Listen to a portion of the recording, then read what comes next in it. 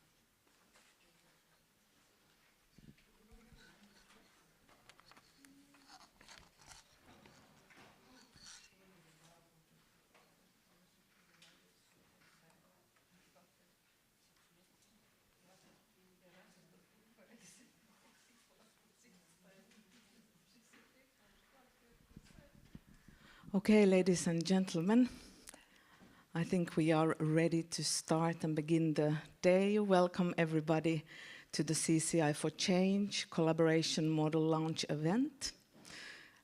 My name is Krista Petäjärvi. I'm the project manager for this project on the behalf of Northern Dimension Partnership on Culture Secretariat here in Riga. Just very briefly about NDPC, who is the lead partner for this project. We are a public international organization working especially with the mission of connecting art and culture to sustainable development. And we are really happy about the CCI4Change project because this is one practical way of working with the mission. And you will today hear a lot of great keynotes. You will hear panel discussion, you will hear case stories from Latvia, from Sweden, from Finland, and you will also hear about the collaboration model that we are launching today.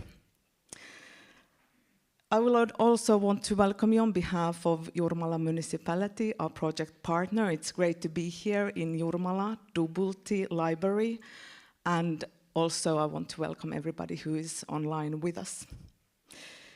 We will soon go through the agenda in more detail. You will hear a lot about the project throughout the day from a bit different approaches and angles.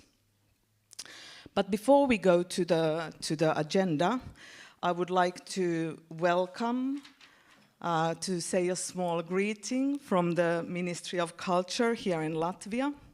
Lasma Krastina Sidorenko, who is Head of Creative Industries Division at the Ministry. Welcome, we are really happy to have you here. So thank you all. I'm very happy to welcome you here to City Jurmala, as it also holds a very significant place in my at Zintri.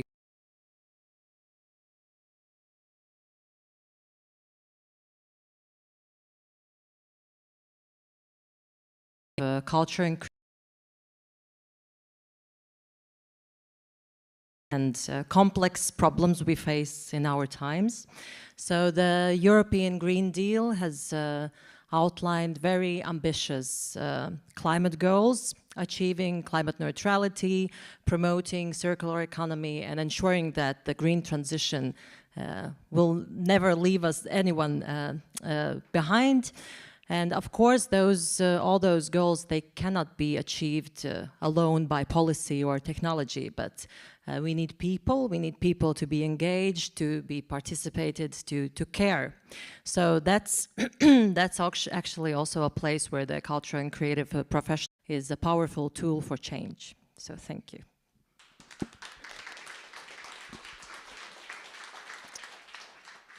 Thank you, Lasma. And thank you everybody who has joined us today, because really, truly, as Lasma was saying, how arts and culture contribute to the Green Deal and to sustainability, it can be a bit of an abstract thought, an idea, an ideology that we believe that they actually have an impact to transform and change and contribute.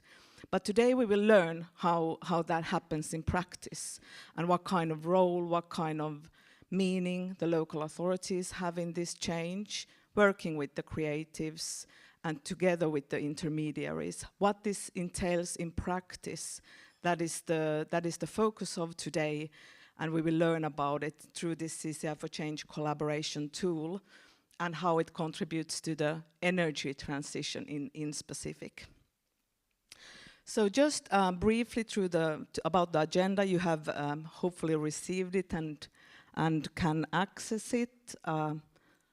Sorry, just going back to the agenda. Let me see if I can find the right slide. No, yes. Okay. So we will shortly hear a first keynote to give us a bit deeper insight to the matter. And then I will tell in a nutshell about the project, what the CCI4Change is about. Then right after that, we will hear the first case stories. They will be from Sweden, whereafter you will then have a brief deep dive to the collaboration model, what that entails.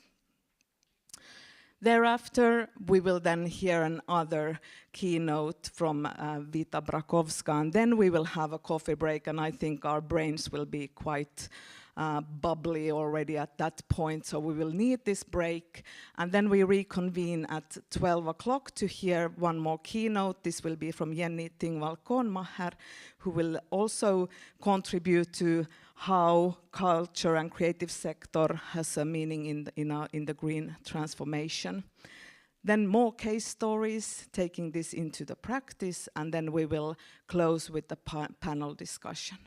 And for us here in Dubulti Library, we will then, after the lunch break, continue with workshops and close the day at 4:30. So this will be an intense ride. Thank you for taking it with us. Okay, so now I think actually I would be happy to introduce our first keynote, and this is a lady I heard for the first time talking.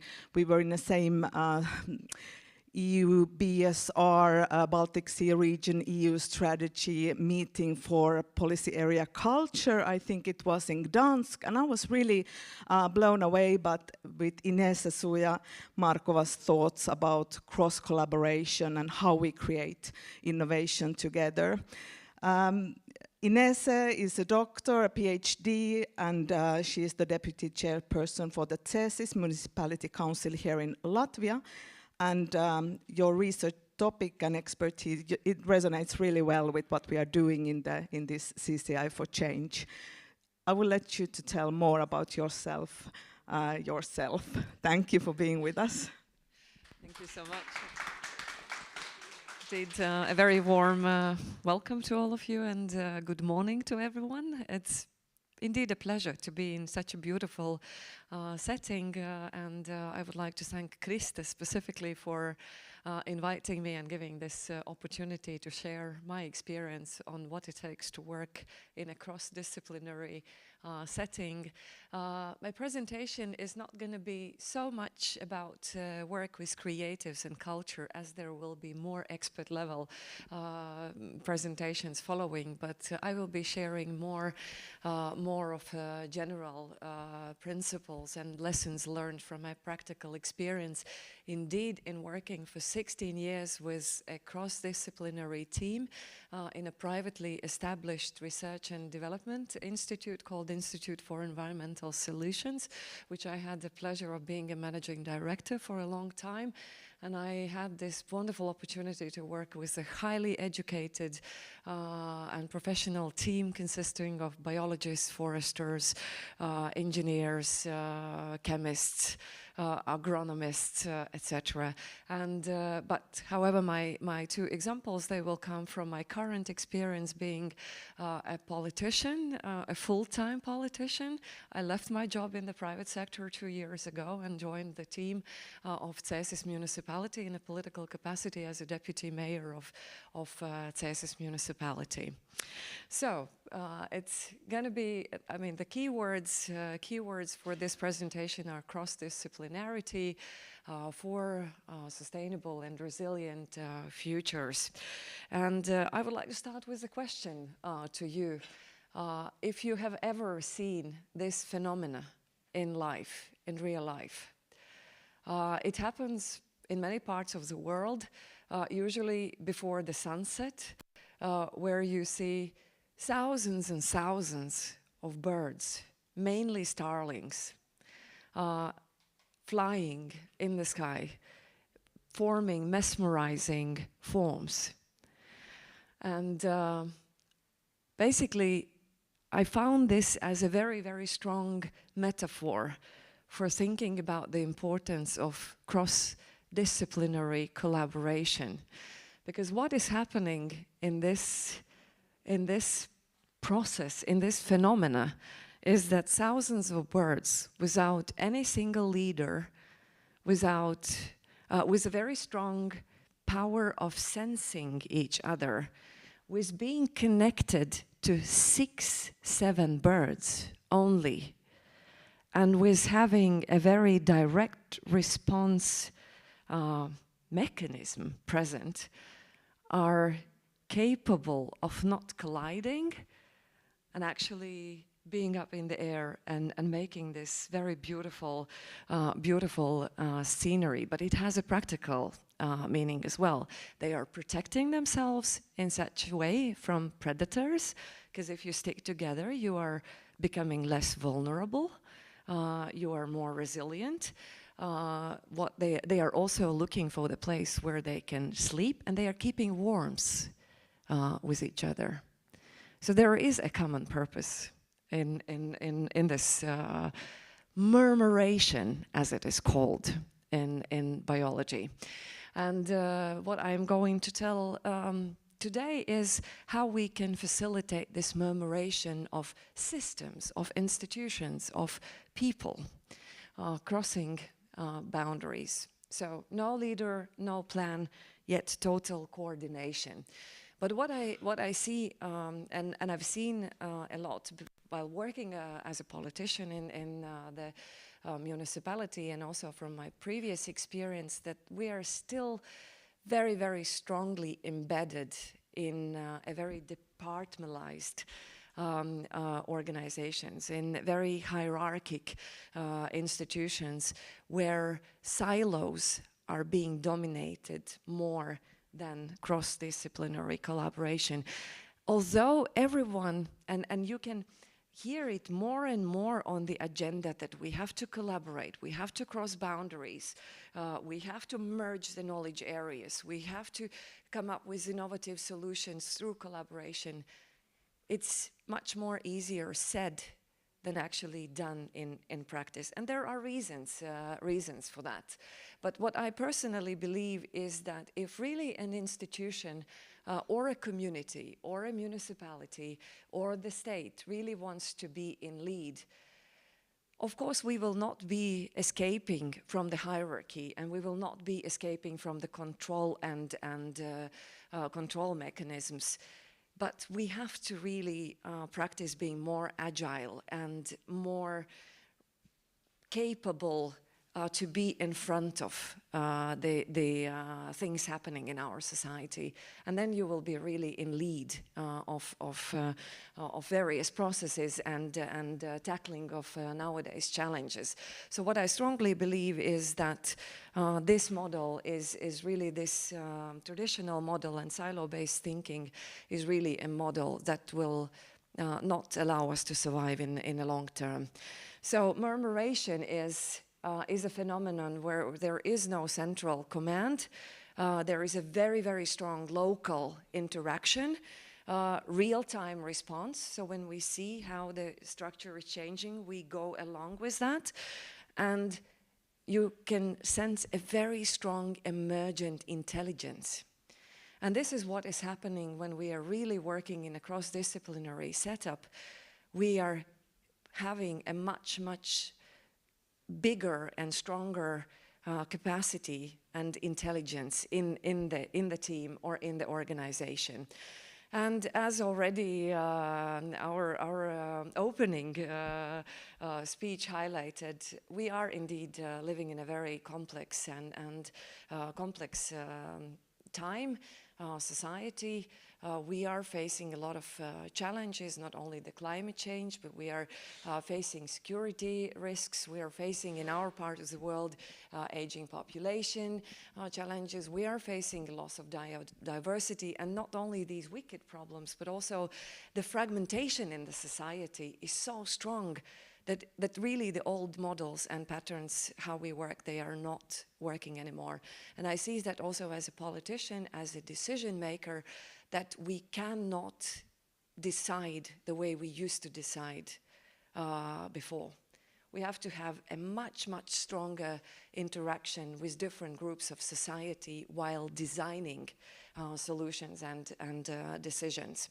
So I strongly believe in the fact that connection is a power, and nowadays the true innovation is created at the intersection of different disciplines and the environments that are supporting collaboration. So even if we look at just the first example that came to my mind, one of the most sensitive issues in the municipalities is when you start changing transport systems. Like, everyone's expert in that because we are participants in this system, right? And even if the most simple change, the change of the sign regulating the transport, not to talk about introducing new ways of transport in our cities or municipalities, look how many knowledge areas we actually need to design a transport solution. You cannot have one expert who comes and says, well, I have this solution. You need deep understanding of technical issues, understanding of the society and people's behavior. You need nowadays a very strong environmental dimension built in the solution. You have to step in the shoes of the various users of the system, and of course you have to govern and manage the whole system. So what, from my experience, and also a little bit on what I found in my doctoral research as I was researching cross-disciplinary collaboration and the knowledge transfer mechanisms happening in this phenomena. So what are the enabling factors that allow us within the institution to be more successful than others in building connections between different disciplines and specialists of different areas?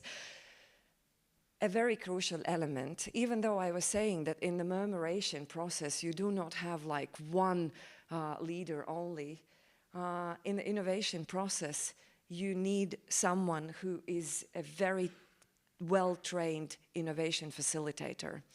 That's a person who is capable of identifying various barriers we face in the interaction among human beings, and these are personal barriers, psychological ones. Those are barriers that are related to the organization, the way the organization functions, etc., and be a very good, let's say, connector and translator, because people of different disciplines, we have our own lexicon. We use, even though the same word, but not always the same word means the same in each discipline. So innovation facilitators are very important. The team, the curiosity and willingness to learn is very important, because it's very comfortable to be in the area where I have the knowledge and where I have used to being. But actually, from my experience, again, I see that the most successful are those teams that are curious and really interested on finding out what others think about what we can do and what are the challenge we have to address and solve, and how to do it in a new way. So, as highly cited Steve Jobs says, stay hungry, stay foolish. The next one, in every organization, and especially in the public sector, we are afraid of failures. That innovative solutions never come, or very rarely come, with the first hit. They come through trial, error mechanism. So culture of experimentation is very, very important. And I must say that in public sector, it's still missing a lot, because we are afraid of being punished for our mistakes, because of course the mistakes have their costs. And nevertheless, it is important, and I'm very happy that gradually tools like design thinking and innovation sprints are coming into the public sector as well, where you can really experiment and design the solution in a very gradual and iterative process. In 2019, we woke up in the municipality with a Twitter blow-up. And during one night, it was a group of architects, young planners, traffic engineers who were playing around the central square of Cēsis municipality. And they were playing with the images taken in the snowy time and analyzing the tracks of the cars, of how much actually the traffic is occupying the central square, which is not designed for the people, but for the cars. And based on that, there was a mayor tagged in that Twitter communication, and the mayor was challenged, like, can the municipality do something about this square? Nowadays, when you come to Cēsis, you would find a completely different design, where the cars are moving around the square, and the middle part of the square is completely given to the local public and for different events, cultural events, artistic events, formal events. Leadership support, the fish rottens from the head. If there is no leadership support or the management support within the institution for the collaboration, if there is no psychological safety created, it's very difficult to collaborate. And finally, shared tools. The organizations need to be capable of using various in teams need to have knowledge and skills of various instruments to really work in the collaborative setup. And these are innovation sprints, design thinking, prototyping. I mean, you name it. The more you know and the more you are trained to apply, that's definitely one of the enabling factors.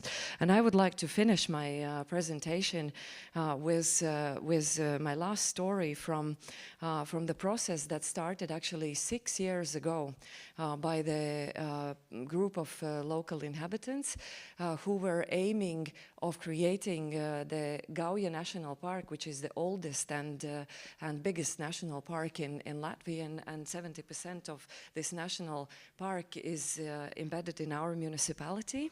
And they were dreaming of having the territory which is free of pesticides. Basically, the territory which is completely like where the agriculture is based on dynamic agriculture or organic one, and there is a very healthy environment not only for the nature but also for the people.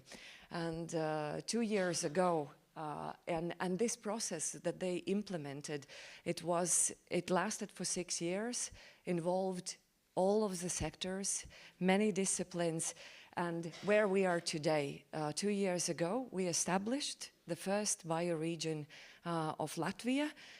And what is bioregion in practice? It is a strategic alliance which is joined not by the one organization, by a memorandum of goodwill.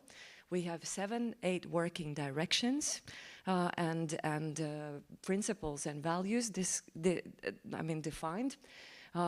We do not want to have a formal structure in place, but there are several hundreds of people involved in this process, coming from different, not only, as I said, sectors, but also coming from different organizations and from different disciplines. I have the privilege of being the coordinator of this process from the perspective of the local municipality.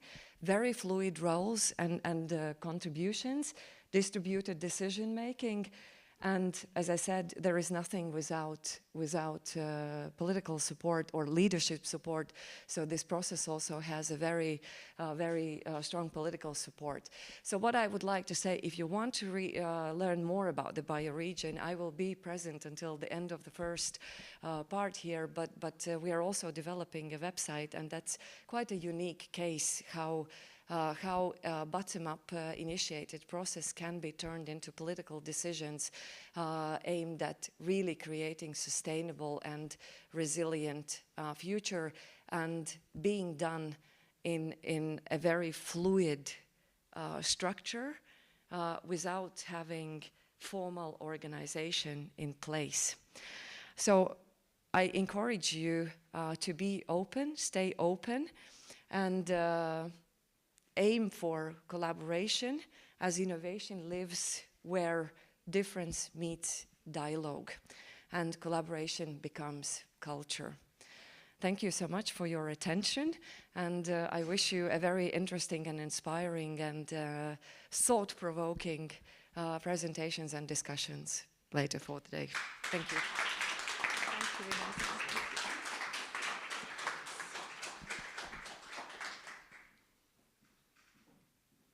Thank you very much, Ines. I think we got a lot of food of thought and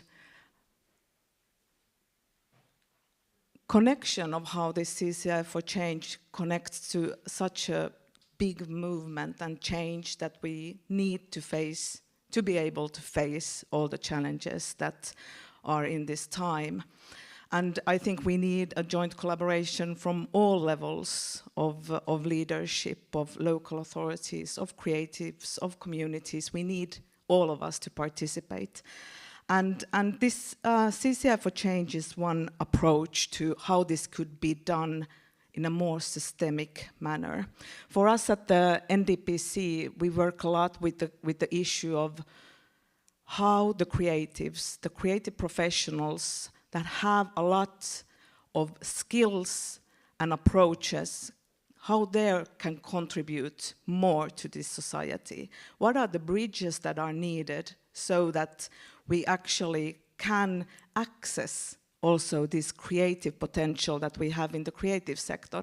That is something we work with at the NDPC, and now the question is how this connects to energy reduction, of a more sustainable way of using energy. What is the role of creatives in this equation? Now I want to talk about the project for a few minutes, how it has been set up. So, in a nutshell, we aim to empower the local authorities to work with the creative professionals together with intermediaries for the joint goal of energy reduction of citizens. The citizens' behavioral change in energy consumption is our main goal in this project. The partners, you have heard already of a few of us, the NDPC here in Latvia, together with Jurmala, city of Jurmala, municipality of Jurmala, and then from Sweden we have Skåne region, and also Föreningen Stapelbädden, Stapeln in Malmö. From Finland we have Kursor, the Kotka-Hamina Regional Development Company, the City of Kotka, and then as a knowledge partner, Southeastern Finland University of Applied Sciences, or XAMK in a short. And as associates, we work with the Council of the Baltic Sea States and with Riga Energy Agency. We are a project of approximately €500,000, where 80% of our budget is EU co-funded by the Interreg Baltic Sea Region program, and the remaining share of 20% by the project partners. And as you can see, we are now in this final phase of the project. We still have a few months to work with, but we are coming to an end and in this stage of sharing our learnings and getting some feedback from you as well.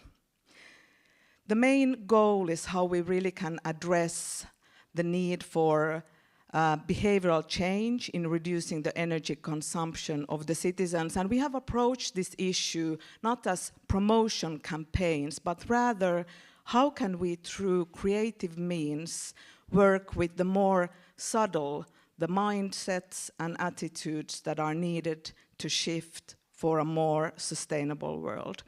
How can actually local authorities have a role in developing this? How to work, what kind of tools could be useful to grab this mindset and attitude level of this energy consumption issue? And we approach it in a way that there are not enough of tools available for this kind of development. And CCI4Change is an attempt to create a tool for the local authorities to work with this mindset shift for more sustainable energy consumption. Briefly about our project goals, we develop and test a collaboration model on the basis of our practice. So this is then a collaboration model between the creatives, the local authorities, and intermediaries. We have we have invited cultural and creative practitioners to do some piloting activities that show what is this collaboration in practice. And you will hear about this a lot today.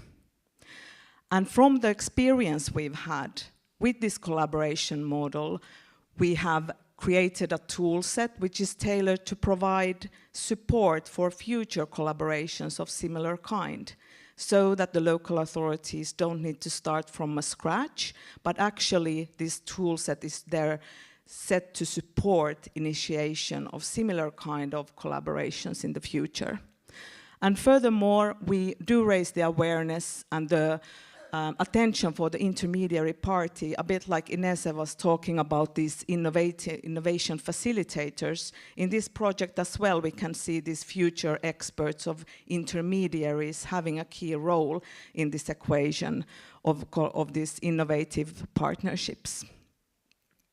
Some actions we've done, I actually already mentioned, but I didn't mention that we've been working with capacity building, especially for the cultural and creative sectors. We've run programs in all our 3 countries to support the professionals' ability to collaborate.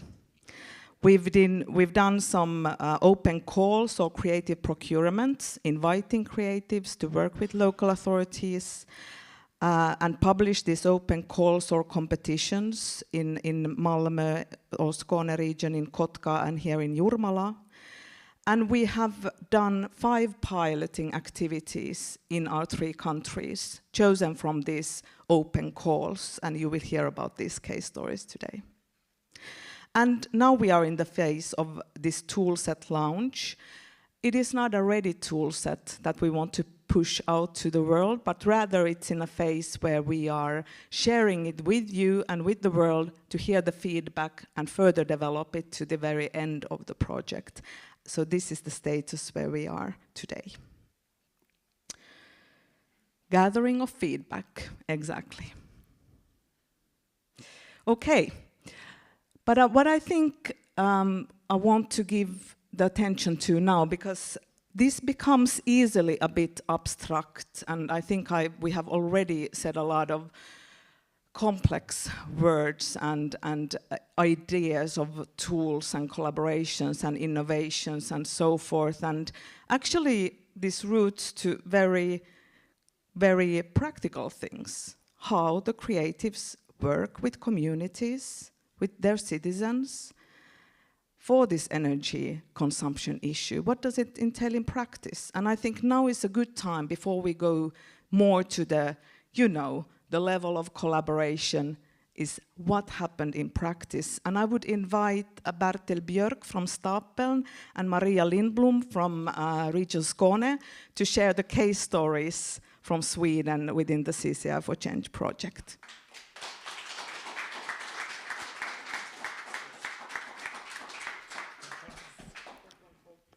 So thank you, Krista.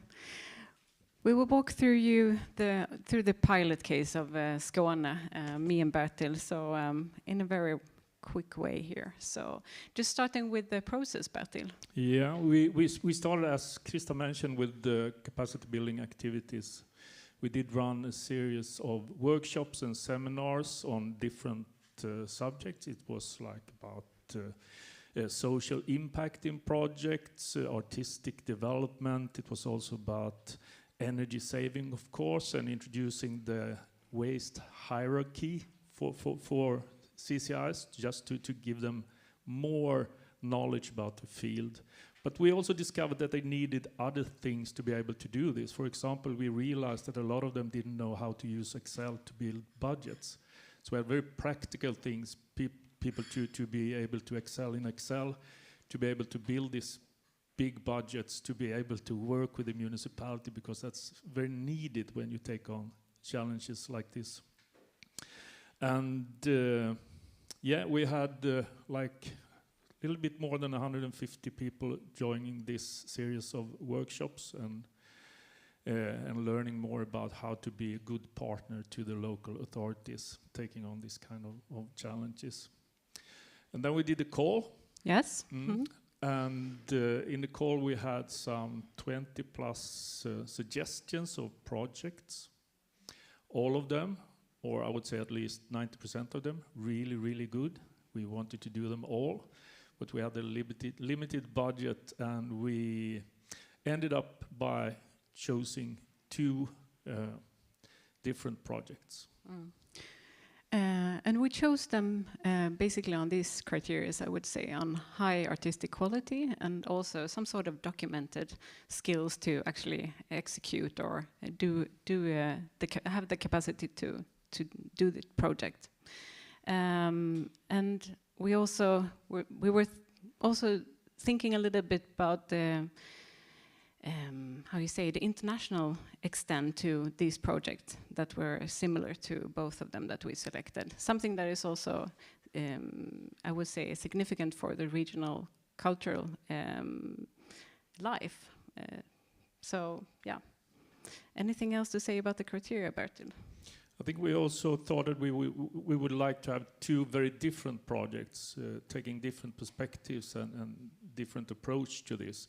Plus the fact that we wanted one case somewhere in the region, also outside of the city of Malmö, because a lot of times we focus on like the biggest city or the center of a region, but so much is happening also in the region, so we wanted to enforce that. Have one in the outskirts of the region. So starting with the one in Bromölla, which is actually then in the not in the urban area. Factory that is redone center today, 43.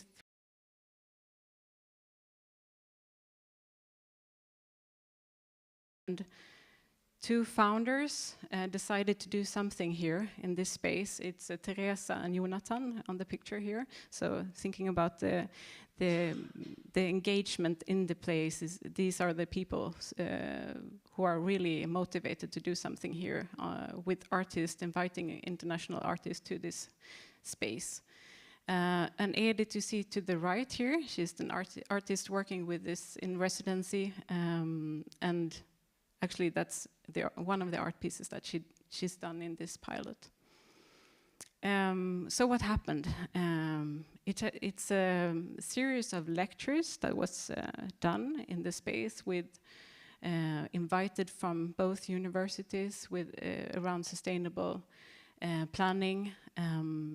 They hosted visits in local farms and also engaging, like we heard before, engaging municipalities with local small enterprises together with the artists. So it's a lot of meeting, sharing knowledge and understanding about the situation, the place, the possibilities. So these are examples of how do an artistic process shape some sort of result together with others. Also, other international artists being invited through this process and having lectures and discussions around the themes. And in parallel, Edith was working in the ceramics factory to understand what sort of site this is and what sort of potential, what sort of material and the context and situation and could be done here. Looking at the material, the history, the sort of site-specific material that could be used. Experimenting and testing on the material and how to use in new ways with energy saving, of course, as an overlaying ambition in this. But one thing that is learning here is also to share with others in collaboration, also to take a new step and to understand more. So she was very open in her process here. A lot of testing was done, shaping new forms, new material.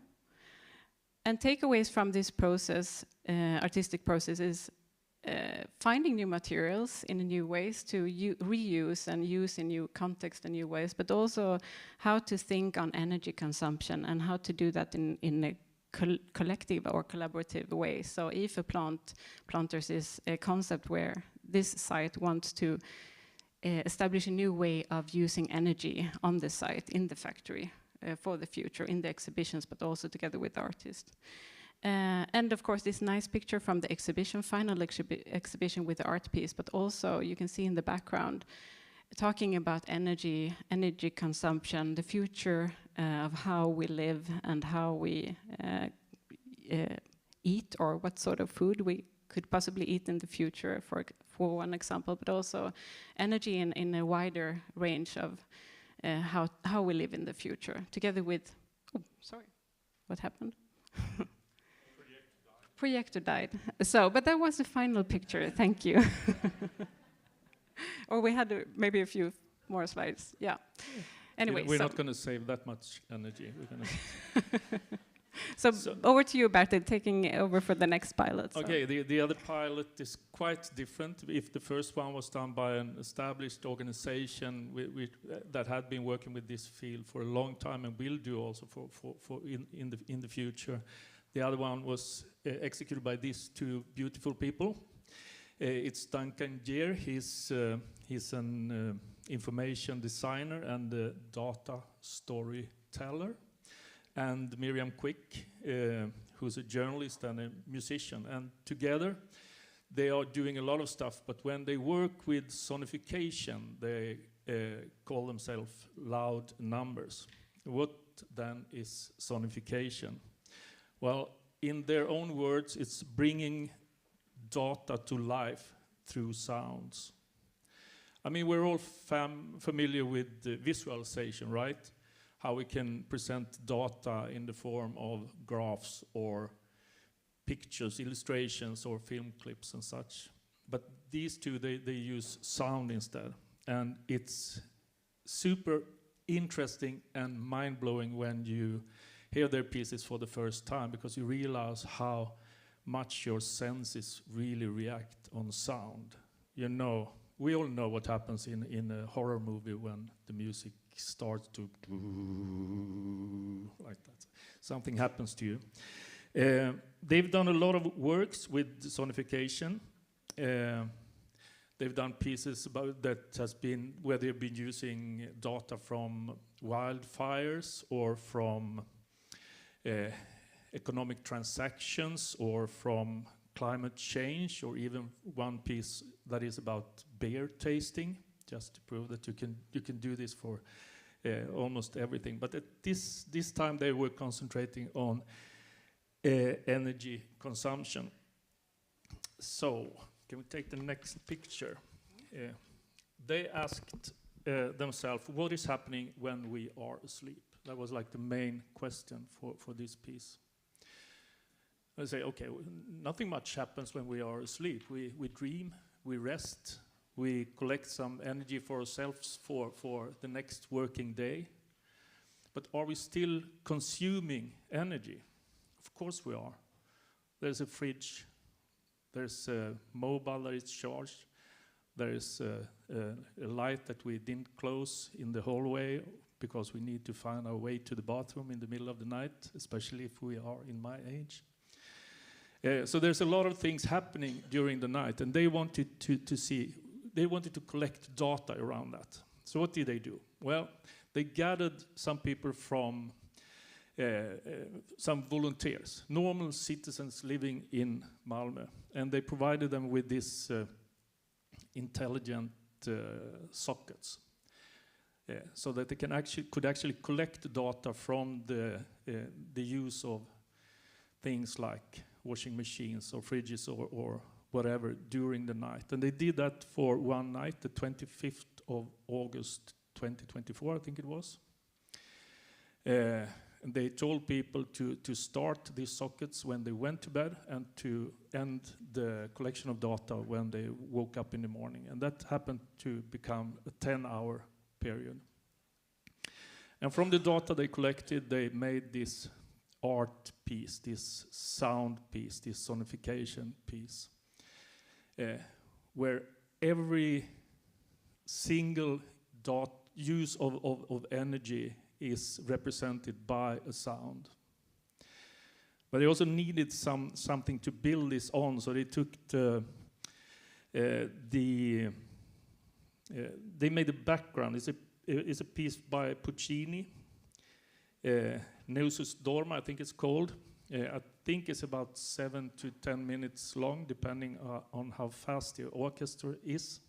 But in this time, they stretch it out to be 10 hours. So you have to be really, really much into Puccini and know his work if you're going to realize that it's that work that is playing in the background.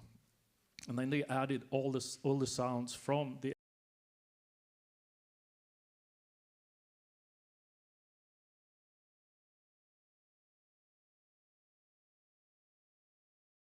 about rest, about dreams, about disturbing traffic outside of their bedroom. Specialist in sustainable energy consumption, and they also asked Anna Arvidsdotter to write a poem for them. So when you listen to this, and we're going to do that now for 10 hours, so I hope you're comfortable in your sets. No, we're not. We're going to show 2 short clips from this just to give you a little sense. But I do want you to check this out. Go into loudnumbers.net's homepage and check this out. I did it myself.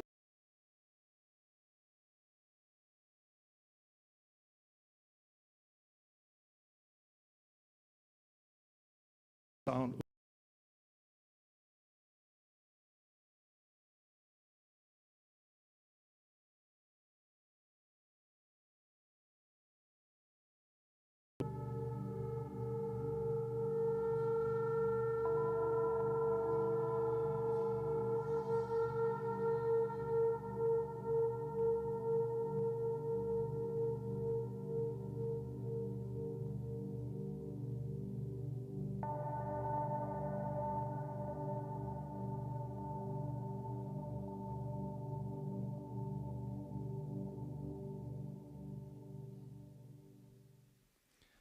And we have another little clip, which is a voice from one of the volunteers.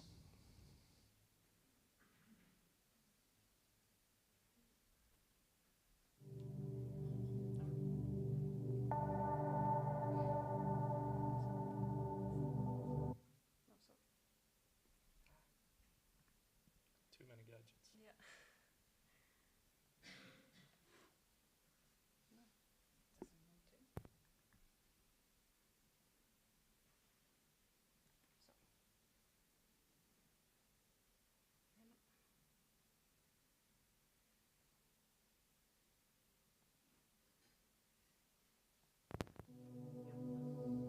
Think of yellow electrical lights, but I also think of complete darkness. Clouds front of the moon in varying paces. In a way, I think of the ocean and waves, and also like the rustling of trees. Maybe it is because it's so quiet during the night in the city that is the time where you can actually hear the trees.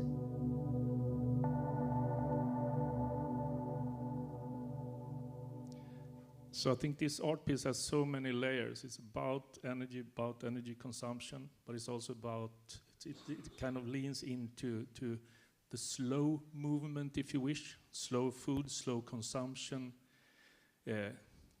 because it's stretched out, and it's definitely thought-provoking. So people who've been listening to it starts to talk about the topic and how they relate to their gadgets and their consumption.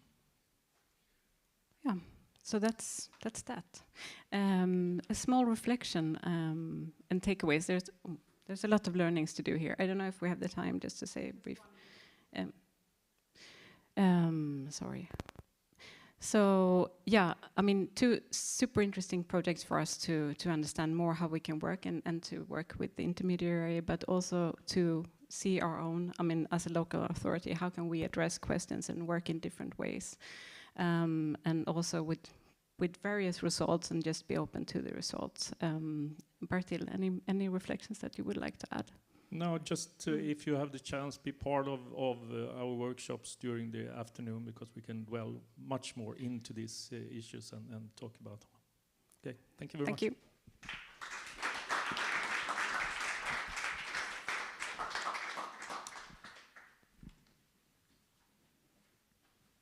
Thank you very much, Bertil and Maria, and I am always inspired about these practical stories of how the artists work with the communities with complex issues like energy, and all our 5 case stories are very different, as you could already see in these 2. But now, the next stage is to understand how this comes about. What is the collaboration model needed behind the scenes so that we can come up with projects and approaches like the ones we have just heard from Sweden. And now I would invite on the floor, please, Anu Vainio and Alina Viontsek from XAMK, our knowledge partner, University of Eastern Finland Applied Sciences. And you have been working especially now with this, we call it a toolkit, the collaboration model, and how this can be useful for all of us also after the project. So I give the floor to you. Thank you.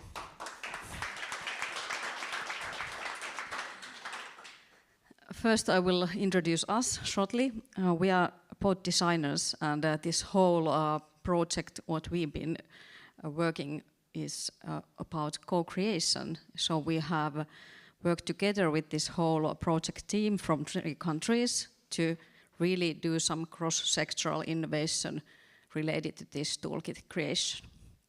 And we will now show you what we have done together, and our role is here to facilitate the collaboration and then create this toolkit for you all to use in further projects.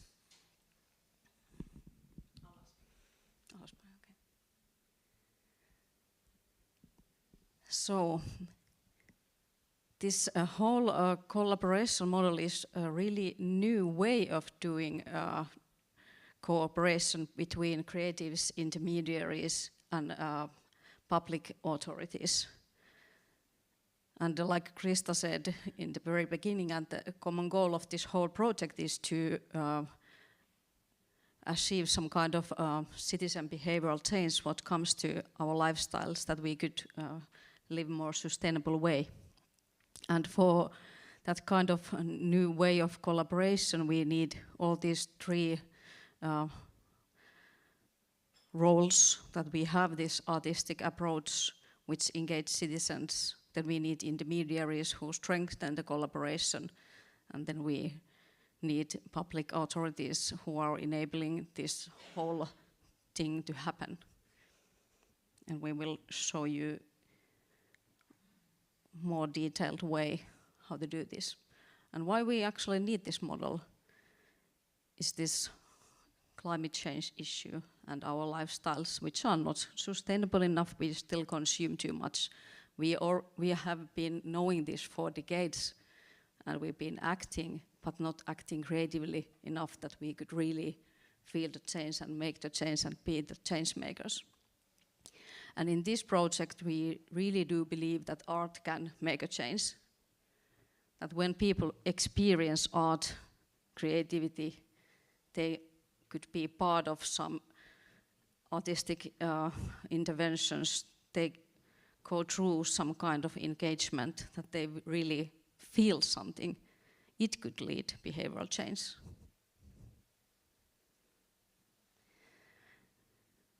And for those who are really interested of trying this kind of new ways of collaborating creatively, we have created this practical tool set. We call these tools for creative climate action. And you need to use this collaboration model to really go through these actions. It has 4 phases: identify local challenges, local climate challenges, and engage citizens through that. Then you need to plan and learn, like you just heard from a case study in Sweden, how they did this capacity building session and invited all the artists to participate, and then they choose some of these. So it happens in this plan and learn phase, and then you should act, like create something, like they did this IFO Center and this loud, yeah, Duncan Green's creative sound art. And then the last phase is evaluating, that reflecting what we did and was it sustainable enough? Did it have some kind of impact to our lifestyles? But it's not really easy to measure, and that's why we have today this session on the afternoon, when you can come with us and develop a new tool for really figuring out what is the impact and how we can measure it. But now I give this to Alina, and she will go into the toolkit. Yes, I think I have to navigate with the laptop.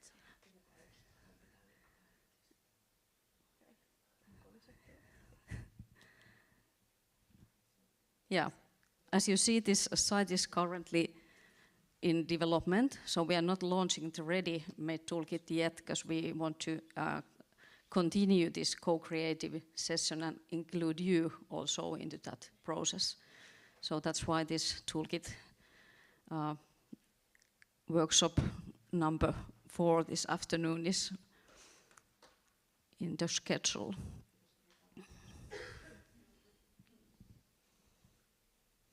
But you will find this toolkit from that address, CCI4Change EU. It will be there from this day on, but it will be ready in end of June. Okay, so welcome to our toolsets website, practical tools for creative climate action. Here in the upper menu, you will find the About page, where you can read more about this project and the collaboration model. Then we have the toolkit, and it will be divided in 4 phases, with the general page for all kind of users, then for local authorities, public authorities, and creative professionals, and then also for intermediaries. And tools will be presented in paths, logical paths. Oh. And then we have case studies. Puhut vielä lähemmäksi. Onko se päällä? Okei, laita vaan lähemmäs suuta. Sorry. With the same structure, with general about case studies page, and then each country individually. And then we will also tell in the toolkit co-creation page about this process and how design and all project has been made. And in the downloads, oh, okay. In the download section, there will be all tools that we have created, collected in one place, so that you don't have to search for them individually in the toolkits, but you can reach them from here comfortably. So this is the value proposition, that inside this toolkit you will find customizable tools that can be adapted to different local contexts, inspiring case studies showcasing results of collaborations in Finland, Latvia, and Sweden, and then detailed paths for collaboration.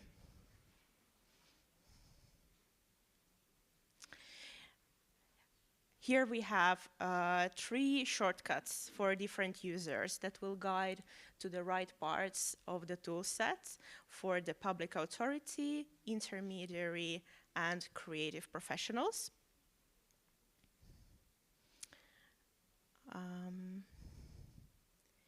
And then we also included the artist's work here in the front page with short introductions and links that will guide directly to the right places in the case studies where you can read more about them.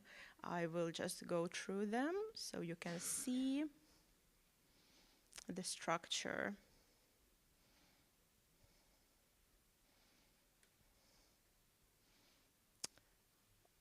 And all the logos in the footer of the page. And now, let's fastly go again to the menu. We will not go through all pages, but we will share one tool from the toolset that Anu can briefly introduce. The roadmap for collaboration.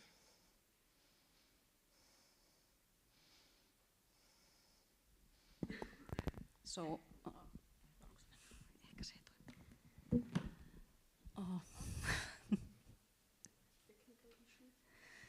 so this toolkit will include tools in PDF format, so you can download each tool, or you can download the whole collaboration model and go it like chronologically if you want to conduct the whole project. Or then you can use this online in Miro board, which goes straightly.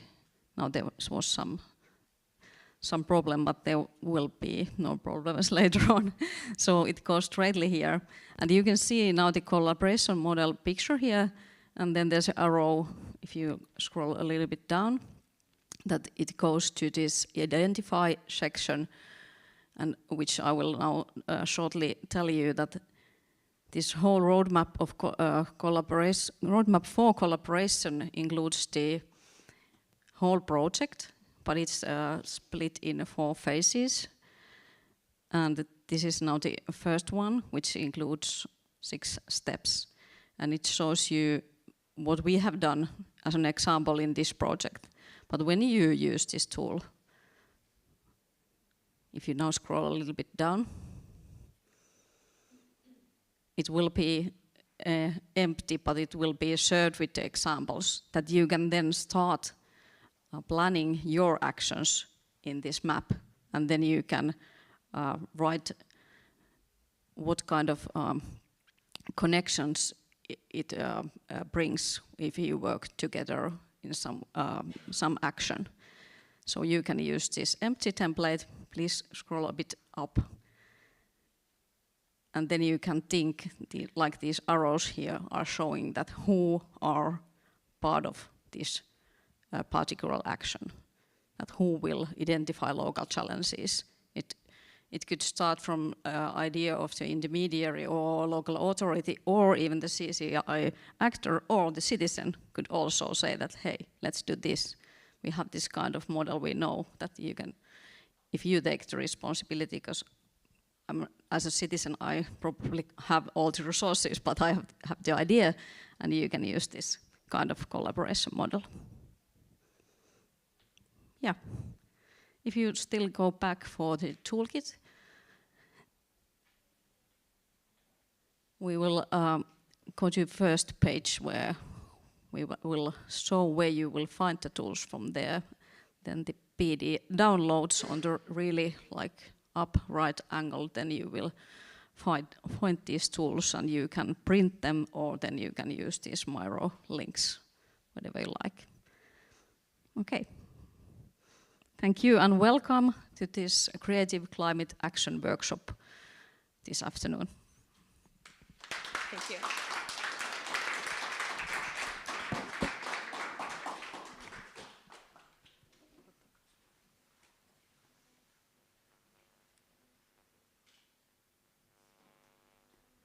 Okay, just a small technical moment to get back on our slide 122 or something in the direction. Sorry about that. And thank you, Alina and Anu, for the presentation. And I hope you join in the afternoon for the workshop with Anu and Alina and test some of the tools and give your feedback. Because I think we do need that. It's, as you see, the collaboration, it's rather complex to set up and also to communicate it to these very different audiences of public authorities and the creatives. As Ines said earlier today, it's like a different lexicon that is needed. And as part of this project, we've been trying to find the right words and story and lexicon, how this could be understandable and useful for somebody who has not been part of the project and lived it through, but to really grasp it quickly enough and get inspired. Because anyhow, the whole idea with the toolkit is for these kind of initiatives for them to be easier in the future to set up by the local authority, the creatives, intermediaries, or even citizens to get inspired and be supported. And we are on that road. But now, as you saw, the CCI4Change.eu has been launched, and we are gathering feedback. So this coming month is really important to get the feedback so that we can still keep on developing this toolkit and its usability. But thanks again, Anu and Alina and XAMK for the work. And now I hope I can find our next keynote slide. Just a moment. Yes, getting there.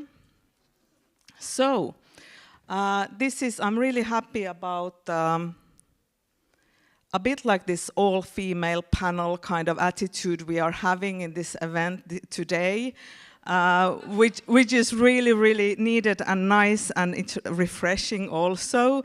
Our next keynote, Vita Prakowska, PhD, here very local, lives just around the corner, is a head of NGO Knowledge and Innovation Society here in Latvia, and she's very broadly recognized here for her expertise in innovation policy, creative industries, and sustainable developments, and we're really happy to hear what is your approach to everything we have discussed today, but also this tango for 3 municipalities, creativity and communities in energy transition. So the floor is yours.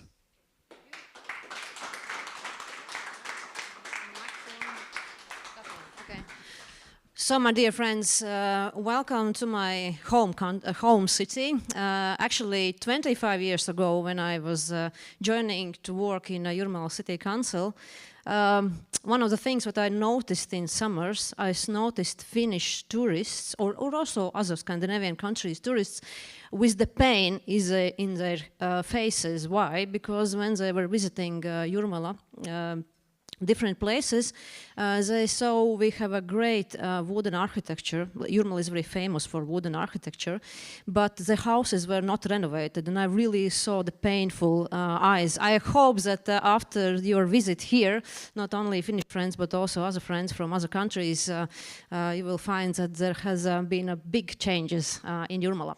So, since I'm the final before the coffee break, I would like you a little bit also to entertain you. And 13 years ago, I was inspired by one performance. This performance lasted only 6 minutes and 40 seconds. Very specific format called Pecha Kucha or Pechakcha. If you know what is Pechakcha, happy to see, happy to hear. If not, I can tell you in a coffee break. But the point that the author of this performance was one British guy. His name is John Newbegin. Right now, he is the ambassador for creative industries at the Mayor Office for London in UK. So, and what was specific about his performance? He said, well, you know, guys, I'm a very busy man. And actually, my presentation last night, my assistant, remember 13 years ago, there was no artificial intelligence. He said, my assistant put all the slides together last night. I haven't seen the presentation, which I will show you. So, just in a case, let's try to figure out what was meant in this presentation. I want to give you this performance format because for some of you who are performing, time to time you are getting boring of classical presentations. So this is a great opportunity for you probably to practice. In my case, my assistant, her name is Daisy, okay? So in this format you can use in two cases. The first one, you are not well prepared. I'm prepared today. And another case, you are just want to entertain audience before the coffee break. So let's see, I'm not John Newbegin, I'm Vita Brakowska, but let's try how it works. So the first thing that I see definitely is that my assistant didn't succeed or failed with finding the proper picture or image for tango with 3 persons. And actually, I understand why. The reason that dancing tango with 3 persons, it might be quite complex because we are so different. And probably Daisy thought that those images which she put here on the slides, probably one of the image is municipality, one of that image, of course, is creative industries here, and that might be the community. And when I will come back at home, I will try to make with maybe some mid-journey, and I will see how I'm succeeding with that. Very sad picture. What it reminds me, it makes me think actually that all of us, time to time, we are suffering from some kind of consequences, some dramas, something bad happens with us. And try to remember your final or last time when you were suffering from the consequences. And the reason why you were suffering from some kind of consequences is probably that someone made some kind of decision. We are making decisions every day, and this is a kind of our behavior that affects us as a people. We are all connected together. And why we are making such kind of decisions? Because we have some kind of attitude. In my PhD thesis, I was looking about how to change people's attitude. And we know that this is one of the hardest parts, and this is one of the reasons actually why we are also here probably, to change people's attitude, change their habits, and this is one of the hardest parts.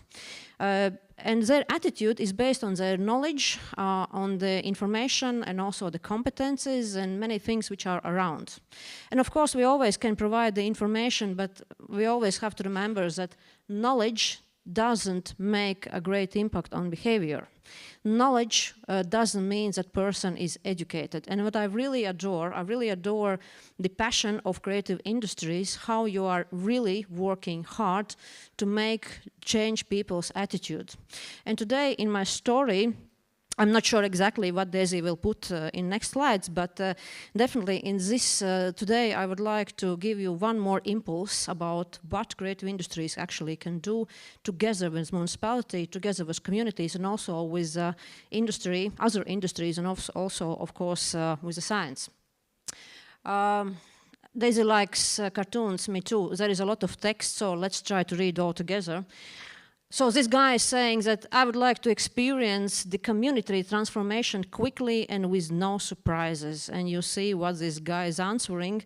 Do I look like some kind of miracle worker? So, I mean, all of us here, we are miracle workers, yeah, and everyone is expecting something from us.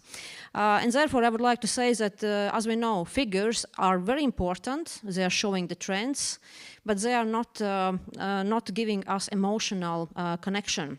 And therefore, of course, we need storytelling. But what I would like to give you as an example is that about how we can, by engaging people and giving them alternative experience, actually, we can do maybe this hardest part to change the attitude. So, and this is definitely the place where creative industries are coming into place. So you all are, or we all are miracle workers, definitely. well, it looks like Daisy wants me to tell you some story. And this story is not directly related with energy consumption or in a classical way, energy behavior. But this story actually was a good inspiration for many people where I'm sharing this case, and I would like to share also it with you. So the basic idea is about not so much about the classical way community, but we are talking about strangers, about people who don't know each other, but how we can make them to communicate, to collaborate, and actually to achieve the goal. So, as we always know in conferences, the technology part is one of the toughest, but let's see, I hope we will succeed. I won't give you any more context. I would like to invite you to look at this video, which is approximately 1.5 minutes. Please watch carefully, and when you watch this, try to think about society where we usually are living, working, acting, and about sometimes maybe you will have some ideas how you can actually make people, strangers, to communicate and collaborate. So, let's see.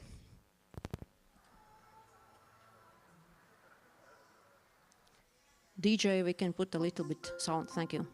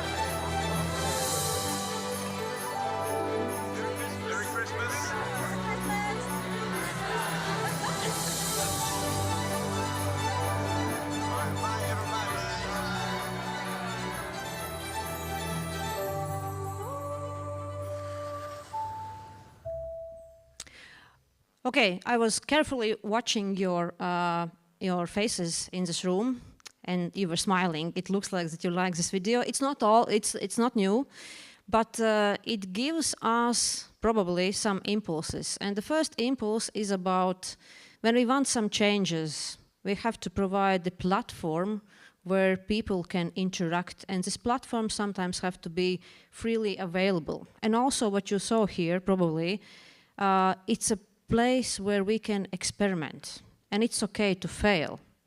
And somehow actually there is even no written rules how we have to act, but everything is visible at once. And did you notice those two young girls who just came to this platform? They were those so-called pioneers. They were trying and they succeeded. And the rest people were just watching at first. And it's, this innovation diffusion that there are pioneers that are only 2.5%, if I'm not wrong, in our society, in any questions. But then the rest people are just watching. And at the beginning they are just watching, but what happens later if they see that it can bring something, and it's very visible, it's very simple to understand, they are joining. And it's all about, so sometimes through miracle workers, and in this case I mean, of course, cultural industries, you are great in such kind of creating such kind of concepts, but you cannot do this alone. You need some partners, of course. And therefore, I just asked Daisy to put some points. There are a lot of information once again, but let's try to deal with that. The first one is, if we want change, we have to think about easy ways or easy showing those steps or rules. I call it ABC. And the best thing that we are visualizing that, because people don't want to read a lot, definitely. Secondly, of course, we have usually we have individual goals and we are more interested about our individual things or selfish things. But at the same time, when we could talk about community goals, we are tired of very high-end goals or something that takes a lot of time. But sometimes we are happy to be involved if there are some kind of shorter terms and we can see actually the rules how we can achieve it. And of course, culture and creative industries, they are really great in about how they are showing figures in the way that actually for me it's actually like a game, because all those elements, there are only a couple of game mechanic elements, but actually they are made in the way that it's attractive, it's understandable, and it's engaging. And this is the way actually how we can make people sometimes change also their some kind of attitude. And of course, rewarding system. Sometimes it's we cannot speak about all the society, but there are pioneers and people who really want that. It's important really about status. If we can give them a status, it works. I additionally want to show you one very quick example. This is a screenshot from my home. I recently discovered that my family member was collecting the data about heat consumption in my private home. And what I did, I wrote it in a very silly Excel and I put this at my home board. You see also this kind of progress curve. And you know what happens in our home right now already for several months.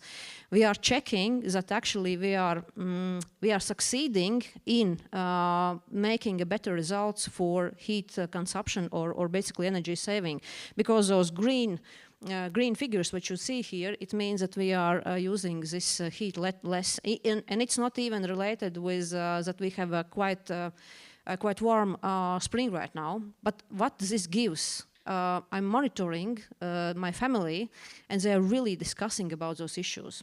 Because there is a sentence that if you don't see something, it means sometimes it doesn't exist for yourself. Yeah? So it means what is the way how we can make it quite visible. And also I will make a magic performance in computer. Yes. And I'm almost at the end. I'm facilitating training courses for entrepreneurs in my daily life, one of the things what I'm doing. And what we always are saying to entrepreneurs, you don't have to care about technologies. All you need, you have to say exactly what is your need, what exactly you have to, what is your task, what you have to fulfill, because the principle is that 9 from 10 technologies already exist, and you just have to say exactly why you need, what is the main function. So it means that for making such kind of sometimes technological things, actually the solutions are already available. And in this case, our partners, also for municipality, it's kind of could be also industry that actually has a lot of competences for that. But coming to the end, if we talk about this tango part, it's not based only on this example which I show you. It's really based on my observations during my PhD thesis period, last 4 years, but also my very intense work for 16 years in facilitating different events in Latvia and monitoring people's behavior, and also what is the principles or elements that make changing their attitude. The idea is the following, that it's very important to talk about really roles for each of the partners. And what I would see for municipality part is really to provide this platform or playground where actually such kind of initiatives, and some of them we are hearing also in this conference, can take place. It's very important to understand what are the targets, what we want to put. We have to put also kind of low-hanging fruits for society, because we are really a little bit tired of very long-term big goals. We need something smaller and faster, which is really relevant to our collective interests. For creative industries, I think you are the best ones in making the triggers and packaging the stories, which is really attractive to society. But also what I see, what I want to put a very big hope for you is about how you are demonstrating this progress, the power of visualization. It's something that actually works on people very well. And community itself, of course, we always have to remember that there will be pioneers and there will be early majority and later majority, but definitely there could be also things where they are really to be happy to be engaged and also share those results. So I'm coming to the end, but only not to have only technical things. I would like to finally show also one not technical example. This one still is a technical one, but actually I would be happy to have such kind of trash bins also in my city, which is not just saying some compliments for my behavior, but actually it shows some kind of data how my small activities are contributing in decreasing the climate change. When I look at country yards in quarters of dwelling houses, I always think that yes, there is a playground for children, but also there could be some kind of object that makes both young people and also other inhabitants to go, for example, through this energy habits labyrinth and to find out how actually my decisions are influencing the quality of my life. So I hope that, I'm pretty sure that there are a lot of great things what we can do and what we will still do also during this conference. But finally, I know that Daisy always likes to give us some kind of specific surprise for me, and now I have to try to find out what exactly there is connection between those three pictures which you see here on the screen. So it makes me think that probably it's about resources that are spent to produce those products which you see on the screen. And in this case, did you know that to produce one piece of paper, A4 piece of paper, it takes about 2 to 13 liters of water if we translate it into the resources into one equivalent, which could be, in this case, water. And it takes more than 2,000 liters of water to produce t-shirts and hamburger. Only when I see something like that, I start to understand how my behavior is affecting everything that happens around me. Thank you very much and have a good coffee break. Thank you.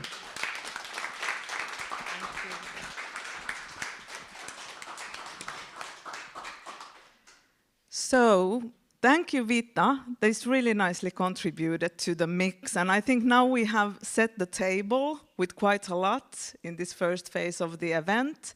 And I think we all need a break. But I will want to say that in a half an hour, we return and then we will have one more keynote. We will hear 3 case stories and we will have a really interesting panel discussion with all of our keynotes. So looking forward to welcoming you back at 12 o'clock. Thanks a lot.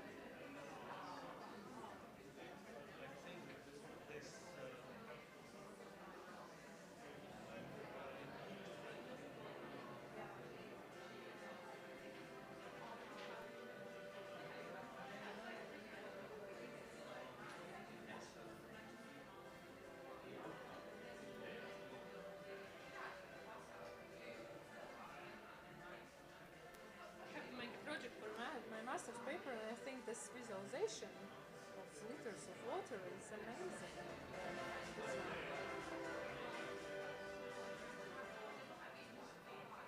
You're welcome. Thank you.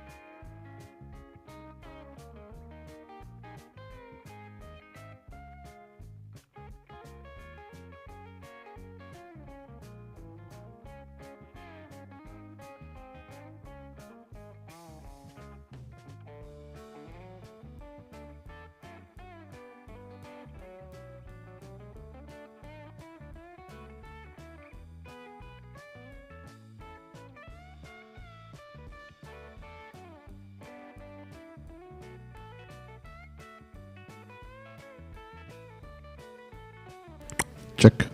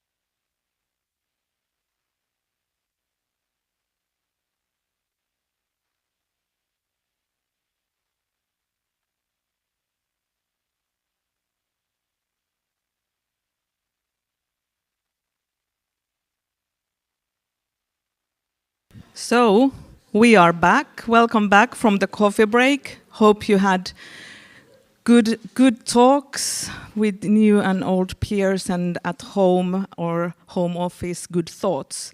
We are having this later part of our online and on-site session. We will start with the keynote, and then we'll go to hearing some case stories from Latvia, here in Jurmala, and also from Finland, from Kotka. And for the ones of you who have joined us now, my name is Krista Petäjärvi from the Northern Dimension Partnership on Culture, Secretariat here in Riga. We are the lead partner of this CCI4Change project, and happy to also host this event together with Jurmala municipality. But without further ado, I would like to go to the next keynote, and it will be a keynote by one of our project partner from Skåne region. And already before this project, I was well aware of a great individual that works with cross-innovations. Firstly in Hamburg and now in Skåne region. Jenny Tingvall-Konmacher is really well known in this field of cross-innovation, cross-collaboration, how to facilitate forward this transformation, and I foresee her as a pioneer and thought leader in this area. Jenny is also, she works with development of culture and creative industries for the region Skåne, and her area of expertise is to promote innovation both within the creative sector but also to make use of the sector's innovation potential through collaboration with other industries. And isn't that exactly what we are talking about here today? How the creatives contribute to the energy transformation and sustainability. So please, let's give a warm welcome to Jenny. Thank you very much. And so happy to be here today because, as Krista said, this is exactly my topic. I'm very convinced that the power of culture and the creative sector can play a large role in the green transformation. And as you said, I'm working for the region Skåne in the far south of Sweden. I'm from Hamburg. I've worked in the same field a lot of years in Hamburg. When I was sitting there, I was just thinking, how long have I worked with this topic? And it's about 11 years now, so it's quite a long time where we are still experimenting, still learning a lot about how the cultural and creative sector can find its best place and how we, from the public side, can shape the best frameworks for the cultural and creative sector to step into the transformation. Culture and arts have always played a large role for change. I just want to say that because there's nothing new about the role of arts and the creative sector. But something is new, and that is our current situation. And I think we have really come to a historical moment in regard to our environment and climate, and that we have it as an existential threat now to our world. And I think that is new.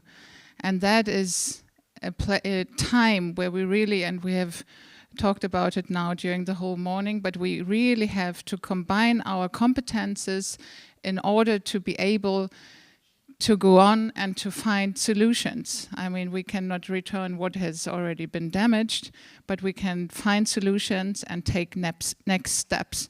And in that, the cultural and creative sector can play a large role. But we need more structures for the culture and transformation processes. That is really important. We don't have these structures in place yet. And we need, I really think that we, from the public side, we need to support that a lot more. But still, our cultural policy and our innovation policies are still organized mostly in silos. And if you think of your own cultural department, maybe in your different home cities and home countries, it is still often going some money to theater, some money to music, some money to the libraries, and this is good, and it's nothing wrong with that. But we need to think a little bit more transversal as well, and see how can we also shape structures, and from the innovation side as well, still a lot of focus on technical innovation and certain sorts of companies where the cultural and creative companies often don't feel at home or don't match. And I think we have talked about it a long time, but it's changing very, very slowly, and structures for transformation where the cultural and creative industries can play a role are still not really in place, or very seldom. And this CCI4Change project is, of course, one of the projects where we do practice it and test it, but it's still one project, and I think we have to enlarge and enroll it and take the project as a pioneer for many more other projects to follow. And now I feel like I'm quoting Ines, who was talking here earlier today, because I feel also that we are talking about collaboration and co-creation, two little different things, a lot. I feel that at all conferences where I am, everybody is talking about, yes, we have to co-create more, we have to collaborate more. But it is very easy to say that. But it is very, very difficult to really co-create. Collaborate, I think we are coming there and saying, okay, you have an organization, I have an organization, maybe we can organize something together. But co-creation is something different. That's where we are shaping and developing something new together. And that is extremely difficult in the system which we are living in and working in. And in order to do that, I think we have to unlearn and we have to relearn and really think, how can we come together and really do something together? And also, when you're thinking of our whole rewarding system, beginning from school, university, it's always aimed at a single person, at a single organization, and not so much as a collective. But we really have to do that and to think about structures which we have to change in order to be able to collaborate and in the next step co-create for real. And when talking about the cultural and creative sector, we have to mention that, and it has already been in the air this morning, but we also have to respect the artistic freedom. And maybe especially when talking about co-creation, because what is the role of the artist then? But we can I believe we can co-create and respect artistic freedom at the same time. We have to shape frameworks, and we haven't talked so much about the legal aspects today yet. But I think we have to shape frameworks for co-creation where we also secure the role of the artist, where they get a safe place in co-creation. And because I think if we're just having now energy consumption or different other climate aspects, we need often large companies coming together with public sector, and then thinking of the artists, which are often solo entrepreneurs. How is that working? And then co-creating a large company and a solo artist. How does that work? There we need the legal aspects as well. We need to shape this legal framework, showing that we secure the artist's position in a cooperation and in a co-creation. And value generation, maybe we cannot look at it just from an economic growth anymore. I think when I'm thinking of our three countries, I took a look because our resources are limited. Our natural resources are limited. I took a look yesterday at this, the concept of this overshoot day, when a country has used all resources in the country at a certain point of time, and then for the rest of the year, all our three countries have already passed the overshoot day, and today is May 8th. So the rest of the year, you can think of that now for every day of the rest of the year, we're using resources that we actually don't have. So our resources are really limited, and maybe economic growth is not our only aim anymore, or cannot be. But if we say that, if growth is not the only aim, is maybe degrowth, can that also be a success? What does that mean? That's quite a new thought, I think, in our systems. And if we take that seriously, can we maybe even from a public side support degrowth? Would that work, and how could that look like? But I think we have to start thinking in these kind of terms in order to take sustainability for real.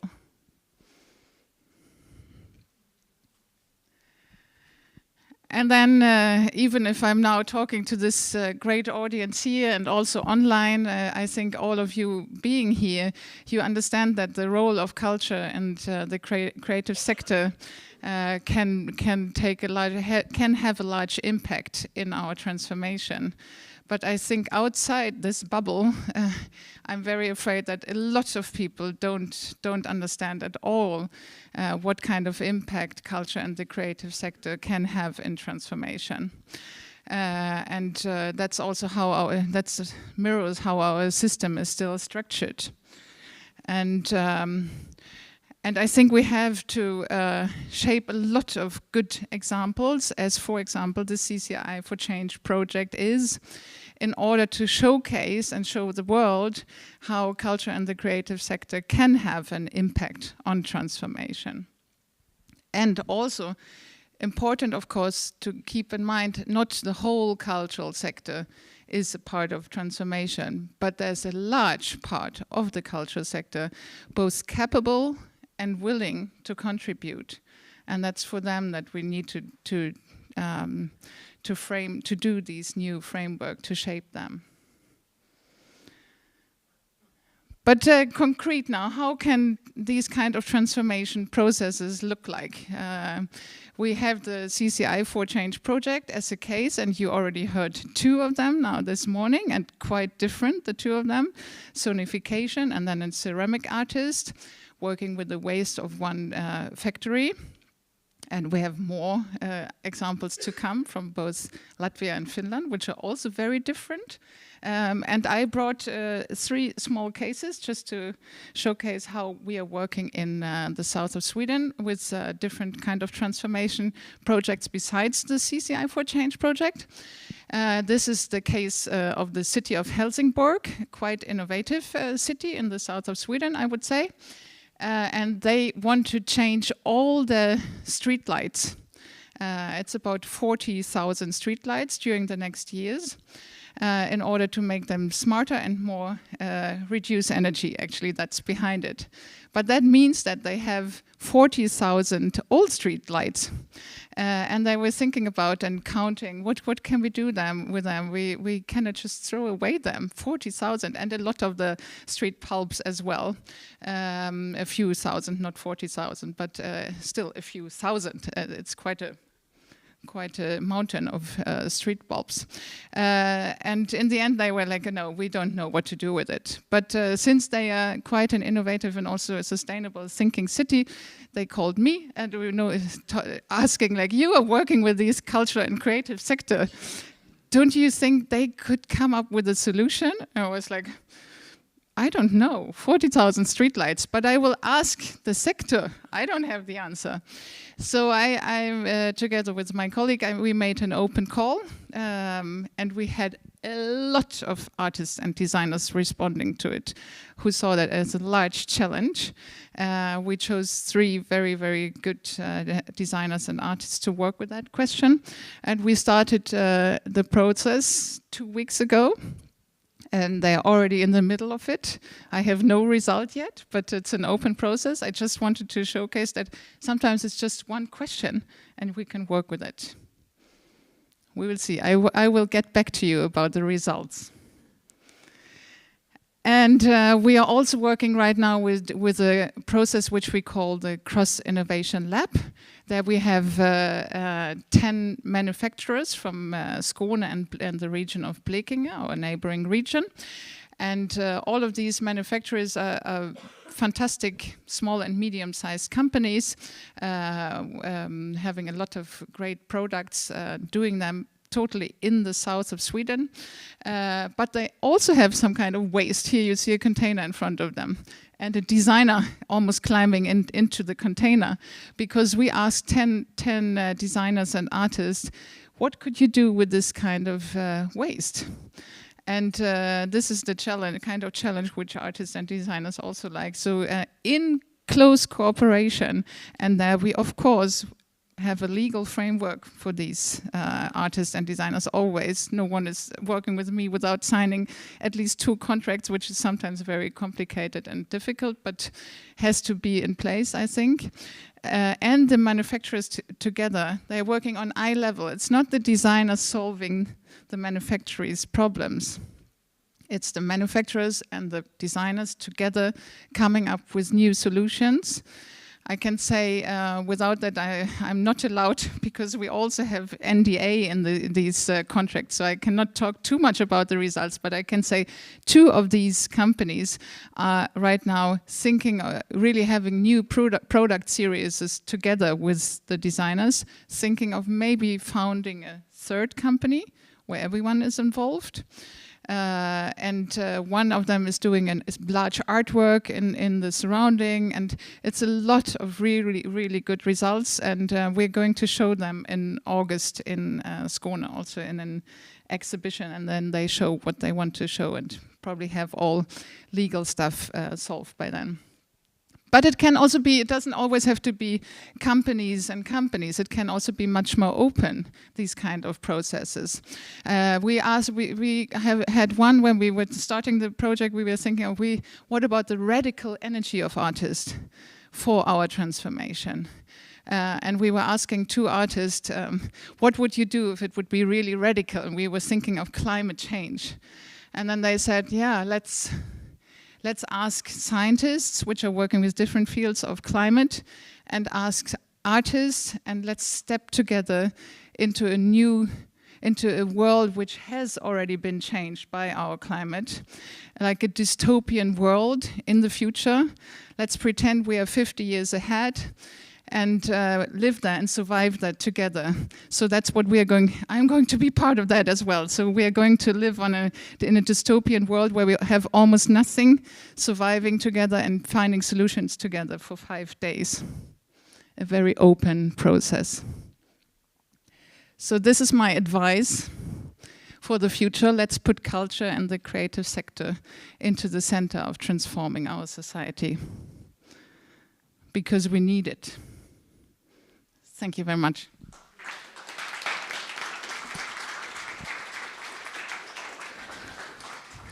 Thank you very much, Jenny, and all these case studies, case stories that exemplify the different aspects of how culture and creativity can make a change.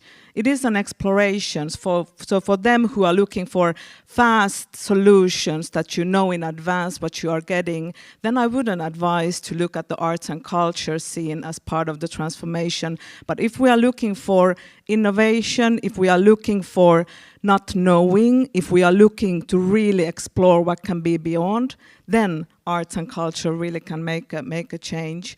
So it's an exploration, and now we get back to the creative GPS explorations of how artists and cultural actors work with energy consumption theme here in Jurmala and also in Kotka in Finland. As you know, we had 5 case studies within this project. They are all really different. They are only indications of what is possible how we work with the community, how we engage the citizens, what kind of contributions the different artists and creatives can bring. And now you will hear 2 more stories. I would invite to the stage Tomi Purovaara from City of Kotka and Marja Holopainen from our project partners Cursor, as City of Kotka also our project partner. And you will share your stories from Kotka. Yeah. Please, Marja first.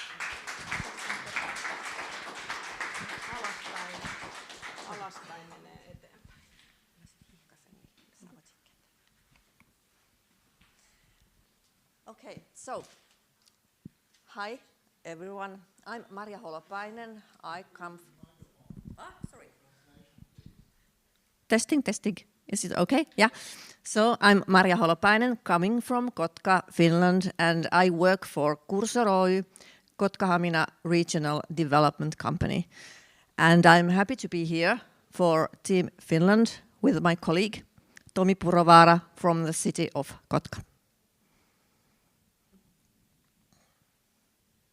Okay, and here are our Team Finland partner organizations. So the city of Kotka, Cursor, and XAMK.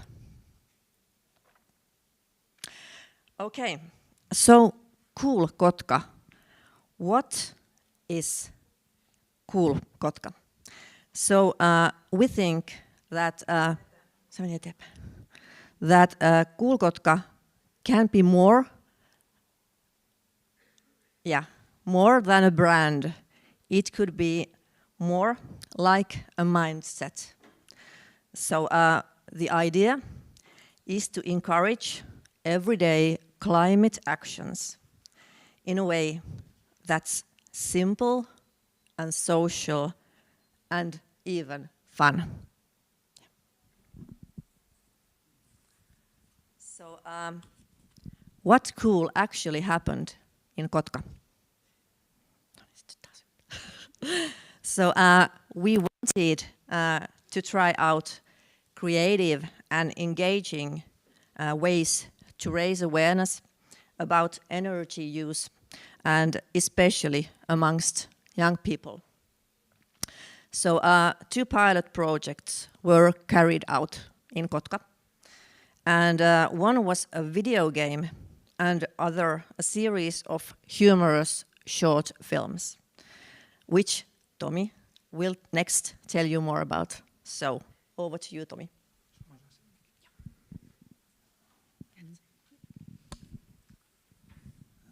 Okay. First, I would like to thank all the previous presenters and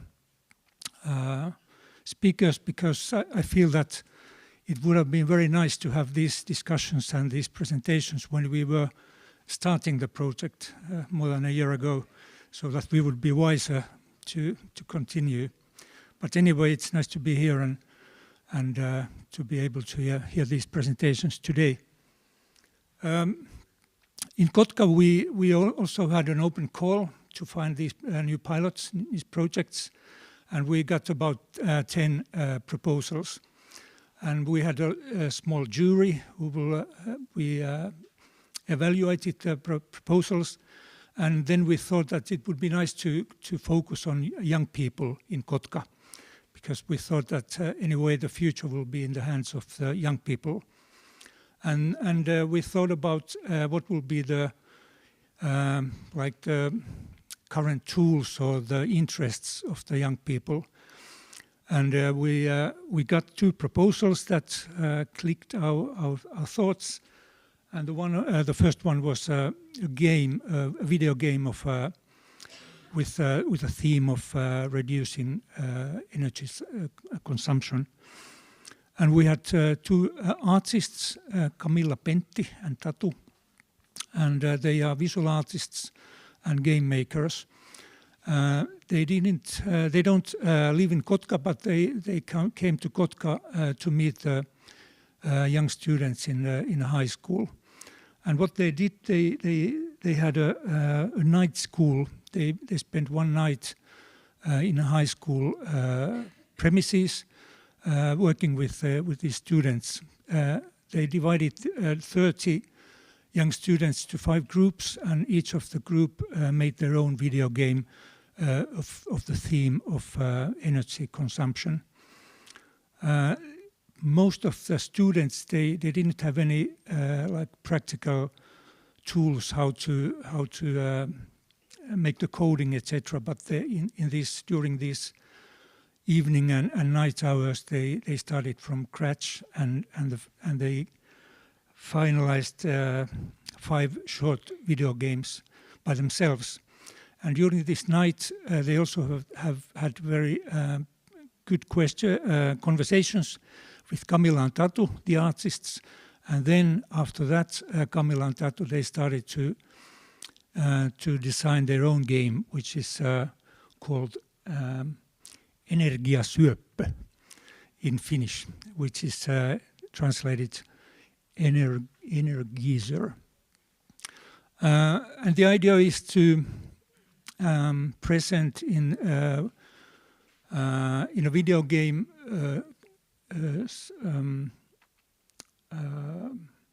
a character. Now you can show the. It's a character called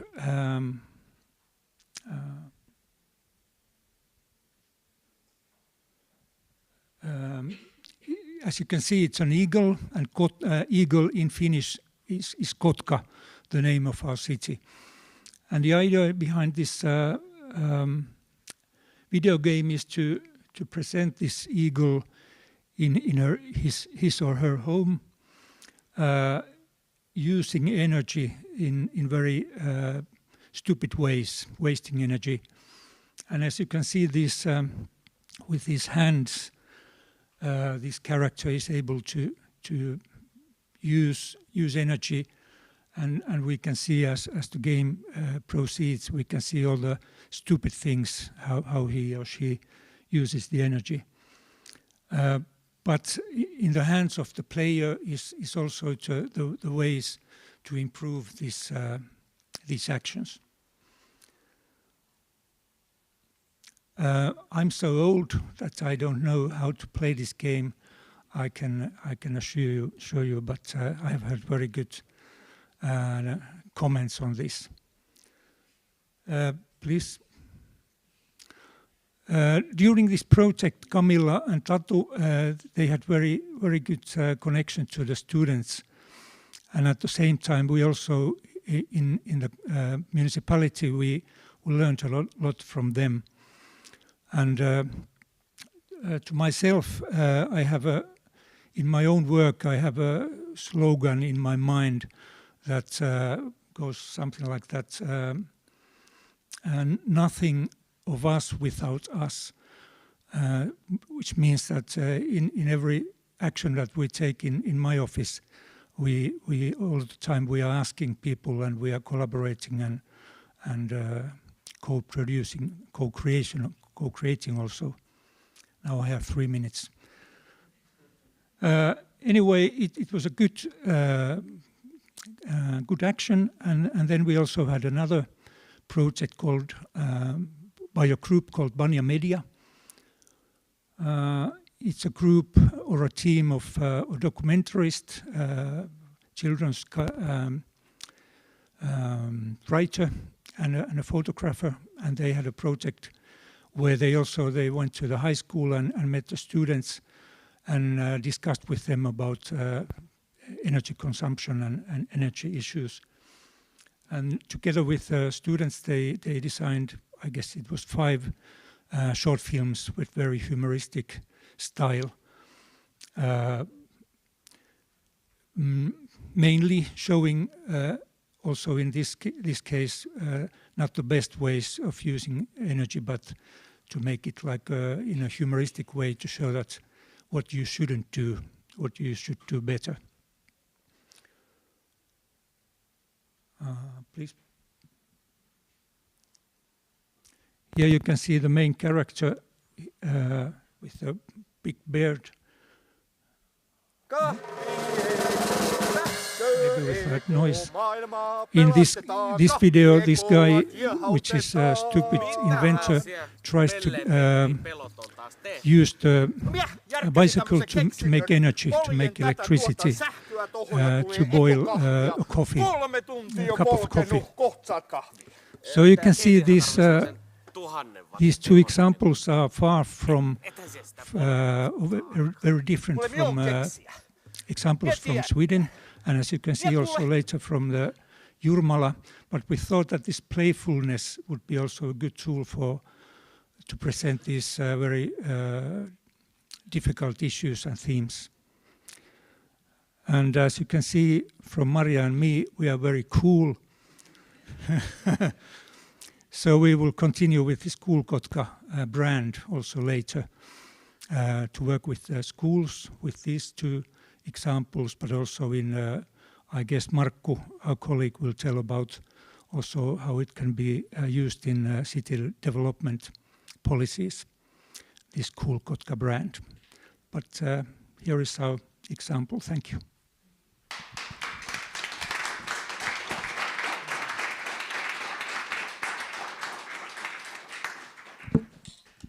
Thank you very much, Maria and Tommy, and let's all play the game and see the videos in our toolkit and also on the Kotka website. So they are available already.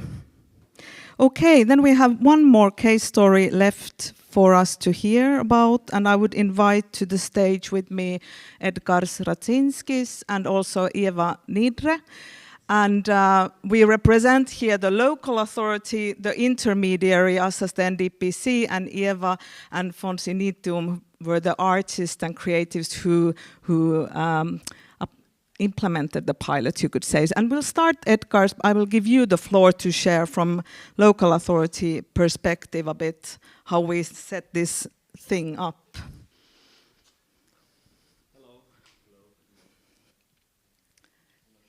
Is it on? Hello. Yes. Yes, so my name is Edgars Racinskis in Latvian pronunciation.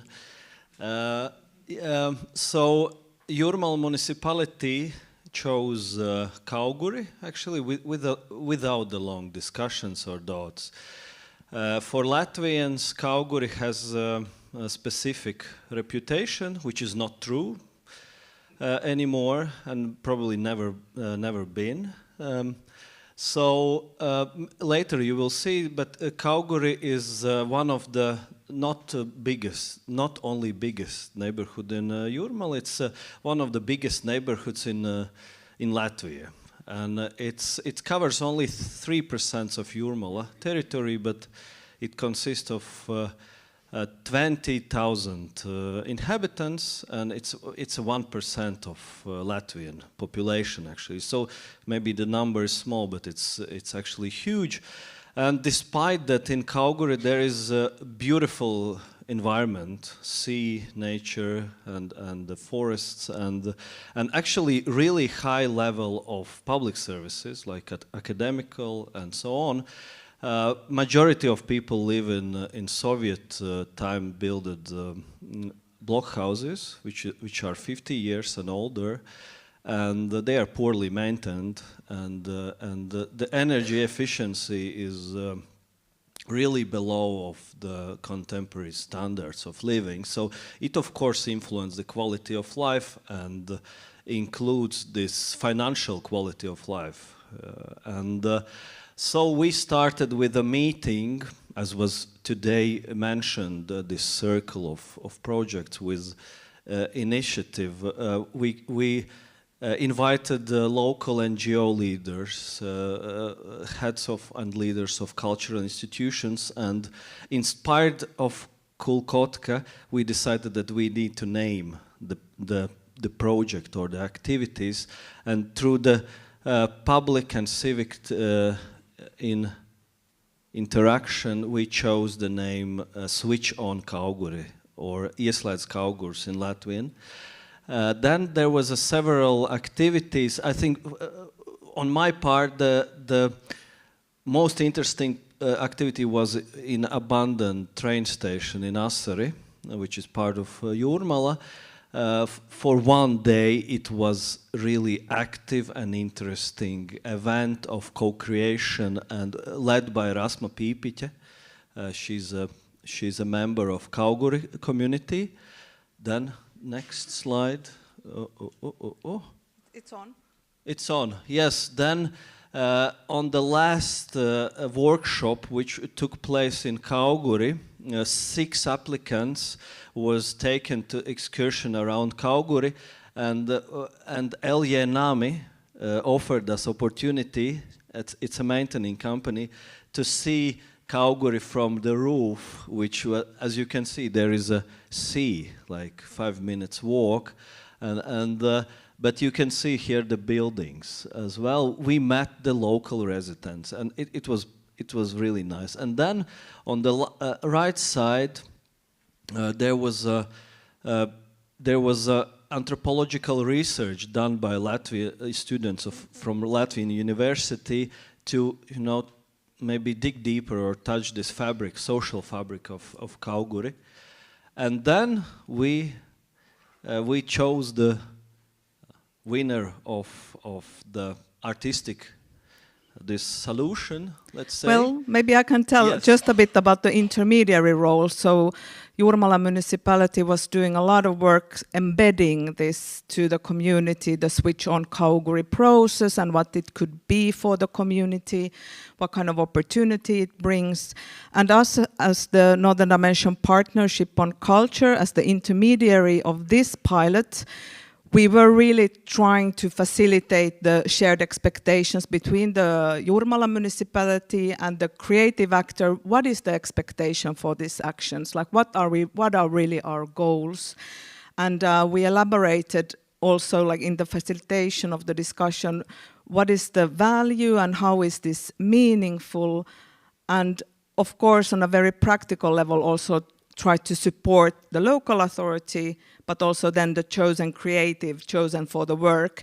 And how this happened here is that we had an open call for creatives to compete, to have the chance to implement their proposal. And I think we got 6 proposals. They were all high quality. So we had a capacity building program and events, 5 in total, both on-site and online, to raise the awareness of the creatives, of the opportunity, but also what kind of skills we need, how this can be meaningful, creating the outreach and attention, so that we could secure that we could get the interest of the creatives to compete for this possibility. And we did do a good job with that because the interest was high and the proposals were good, and we chose them in Itium. And Eva Nidre is here then to tell what happened in practice in your pilot.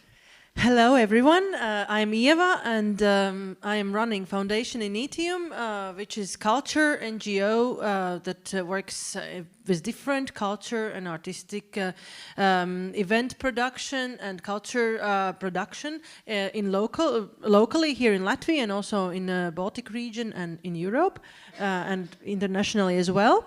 And once we learned about this open call, it was for us it was interesting opportunity. Because one of the ways how we create our artwork is that we do a lot of work community-based. So we work with professional artists, but also we engage communities, community members, and we give a voice to the people and to local communities who are maybe lesser heard and their issues are not so much heard. So through the professional artwork, we kind of emphasize these issues or the voices of these community members. And this open call was, for us, it was interesting opportunity to try this method also with maybe different approach, because we usually work with theater, with applied theater, but here we were seeing this opportunity to work with local community and maybe create together an art installation.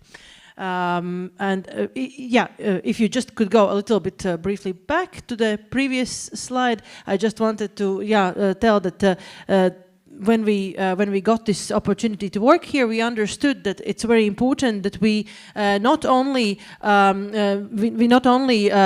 create some work which resembles these issues that are provided for us by the locals and by NDPC, but we also dig deep and we go and we see what actually, how local people of Kauguri actually feels about the place where they live. Is there a community? Is there not yet? Can we do something to bring these people together? Because only if the people are together, like we saw in Vita's presentation before the coffee break with the table that came down, only then we can actually do something and raise awareness about several issues. So this was our artistic team. We worked together with 2 visual artists from Latvia, Patricia or Patricija Māra Vilsone and Kristiāns Aglonietis. And we engaged nearly 200 people from Kauguri with different activities using the methodology of devised work based on applied art process. So yeah, now we can go to the next slide. And this is the session which we took this period for like almost, I think, 4 months, where we were researching, we were doing workshops and tours and working in many different ways with local people. First event was in Kauguri, big celebration festival of Kauguri, where we had approach that we were actually talking with people, having interviews and some surveys, where we would learn how people actually feel about the place where they live. And that was also what Edgars mentioned, that interesting that we have this prejudice about what Kauguri is, but in this survey we saw that people really loved the place and the greenery and the seaside and forests of the Kauguri city. Then the next slide, please. We organized also some specific events for target groups. We worked with local youngsters, and we organized a specific tour where youngsters had to show us their Kauguri. So organizing little excursions without any other grown-ups or any other adults being present. They actually told their stories about places where they go, how they see the place. The next slide, please. Yeah, this is also some pictures from our tours, where they actually were asked to bring us to the places where they have something, some special memories or interesting. They are doing something interesting there, so it's not like the conventional tourism places. So that is how we learned how these people feel the place where they live. And through them we learned that actually what people are missing is that they really love the nature, but they don't have this strong connection with the city space itself. And then we started to explore through this exploration through the city space. We started to also approach the topic of energy consumption, and we had an event in the market Ligua where we were doing mapping, different kinds of workshops, but they were more related with mapping. So we would see how people are actually, how is the mobility of Kauguri, how they are using different routes and ways, and how they are living in the city space. And then we through this research, we found a place where we would create our art installation.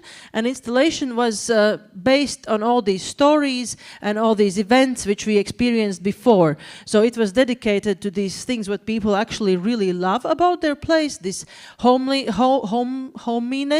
this being together with their family members, nature. And through this, we also approached the issue about energy consumption. Only when you come together, you can create energy. And also we did very practically, it was a sustainable energy generator, and you needed 3 people to actually make this art installation work. So if you came alone, you could still see some light. It was lit up a little bit, but it was very dim. But if you were 3 people together, one was pushing button, 2 were pushing buttons, and one was scrolling the generator.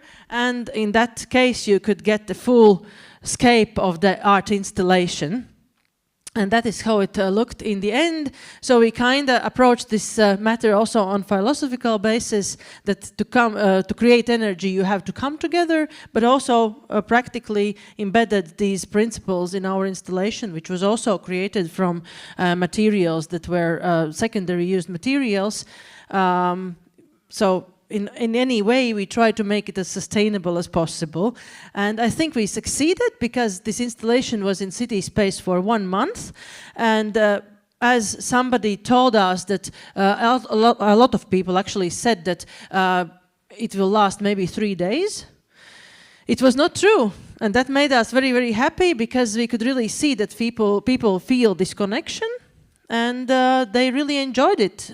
So I really wish that these kinds of works and practices are more encouraged, and to trust the local people with these works and with art in city space.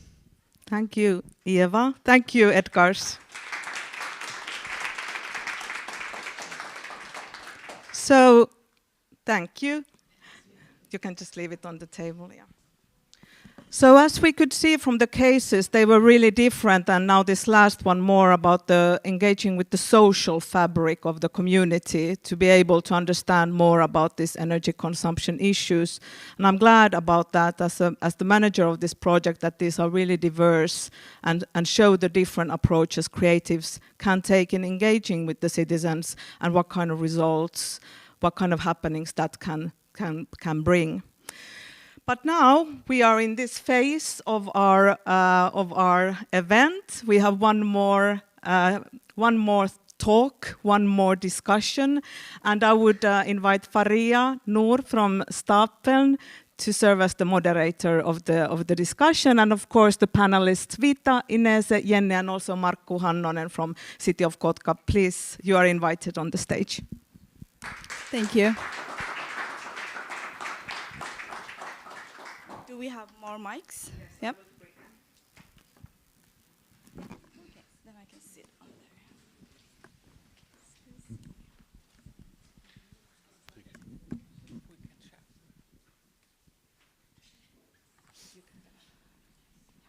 Hello. Hello, everyone. Can you hear me well? Yeah? So, welcome. We will have panel discussion here.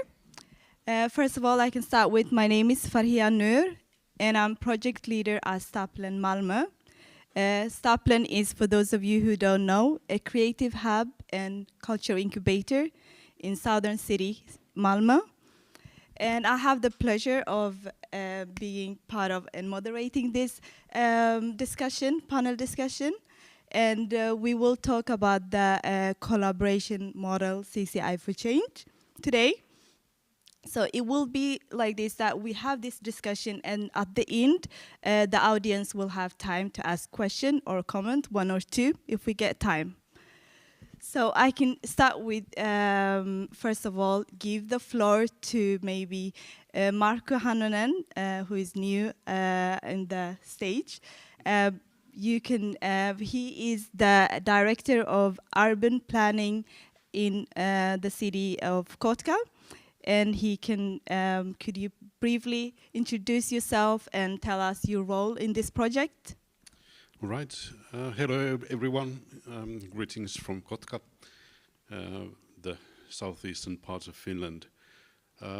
Yes, I'm responsible for the urban planning and urban transportation in Kotka, and I have been engaged in, let's say, the city development and innovation processes concerning it for quite a long time, and also very happy to participate in this project. And yes, I was here in this project from the very beginning when we tried to formulate what to do.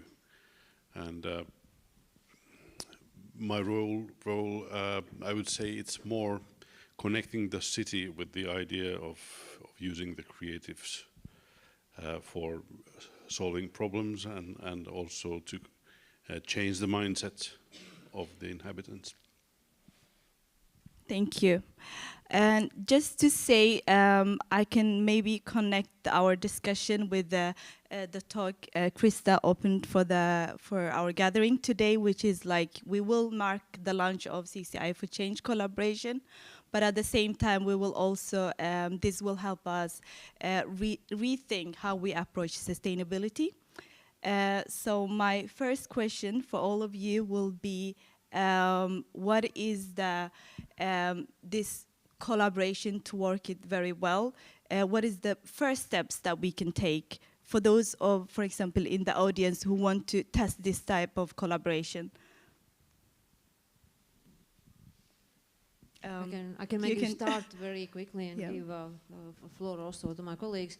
My experience shows that the first thing is understand our co-responsibility, because we all are representing different sectors with different interests, and just like I think Ines or someone else of our distinguished guest speakers mentioned that we all have own terminology. And our co-responsibility, the first thing is co-responsibility to be sure that everyone is understanding what we are talking about. Because every time, and I'm working 16 years, at the end of the day, yes, communication is the key. So let's start with being sure that the thing that I'm saying is understandable for others. And it's really okay to ask, what do you think by that? Or did you understand what I mean? And that's a very simple thing what we can start with. Thank you. Anyone else who want to add something? Yeah. I have not been part of the project, but I would say one really crucial role is always the challenge what comes after the project, right? So we are trying and testing various new approaches and prototyping, but then the question is whether that skill or approach or the tool we have developed, whether it lasts. So I think one of the crucial points is really to deploy the capacity to innovate, to co-create throughout the organization, so that it's not the responsibility, from the municipal perspective, so that it's not the responsibility just of the development department, which is very often the case. So it sticks to the development, and then, but I think the really winning combination is if you have people who have that mindset spread out through the organization, whether it's financial department or development department or I don't know, the utilities department, and I think that's really a strong base. I just pick up what you said, what is coming out of the project. I think that's also one of the clues in working with culture and creative sector and transformation, that often the beginning is a challenge and we don't know what the outcome and output exactly will be, and we need that flexibility within even the public sector, and that's quite unusual, I think, for the public sector to make a public procurement but not define the results, and make open calls and have enough courage to not say, okay, we want to have this and that, because that is the artistic freedom and the expertise of the creative sector, and to be able to make a framework without results, without designing the results, that's about the key, and having the flexibility that, and we saw it in this project, that processes can look very, very different. There's a large variety. We cannot even think of how many possibilities there are. I think that is key. To start, I would advise you to find friends. Don't try it alone, otherwise you will be hindered and blocked, either by your fellow colleagues or by the politicians.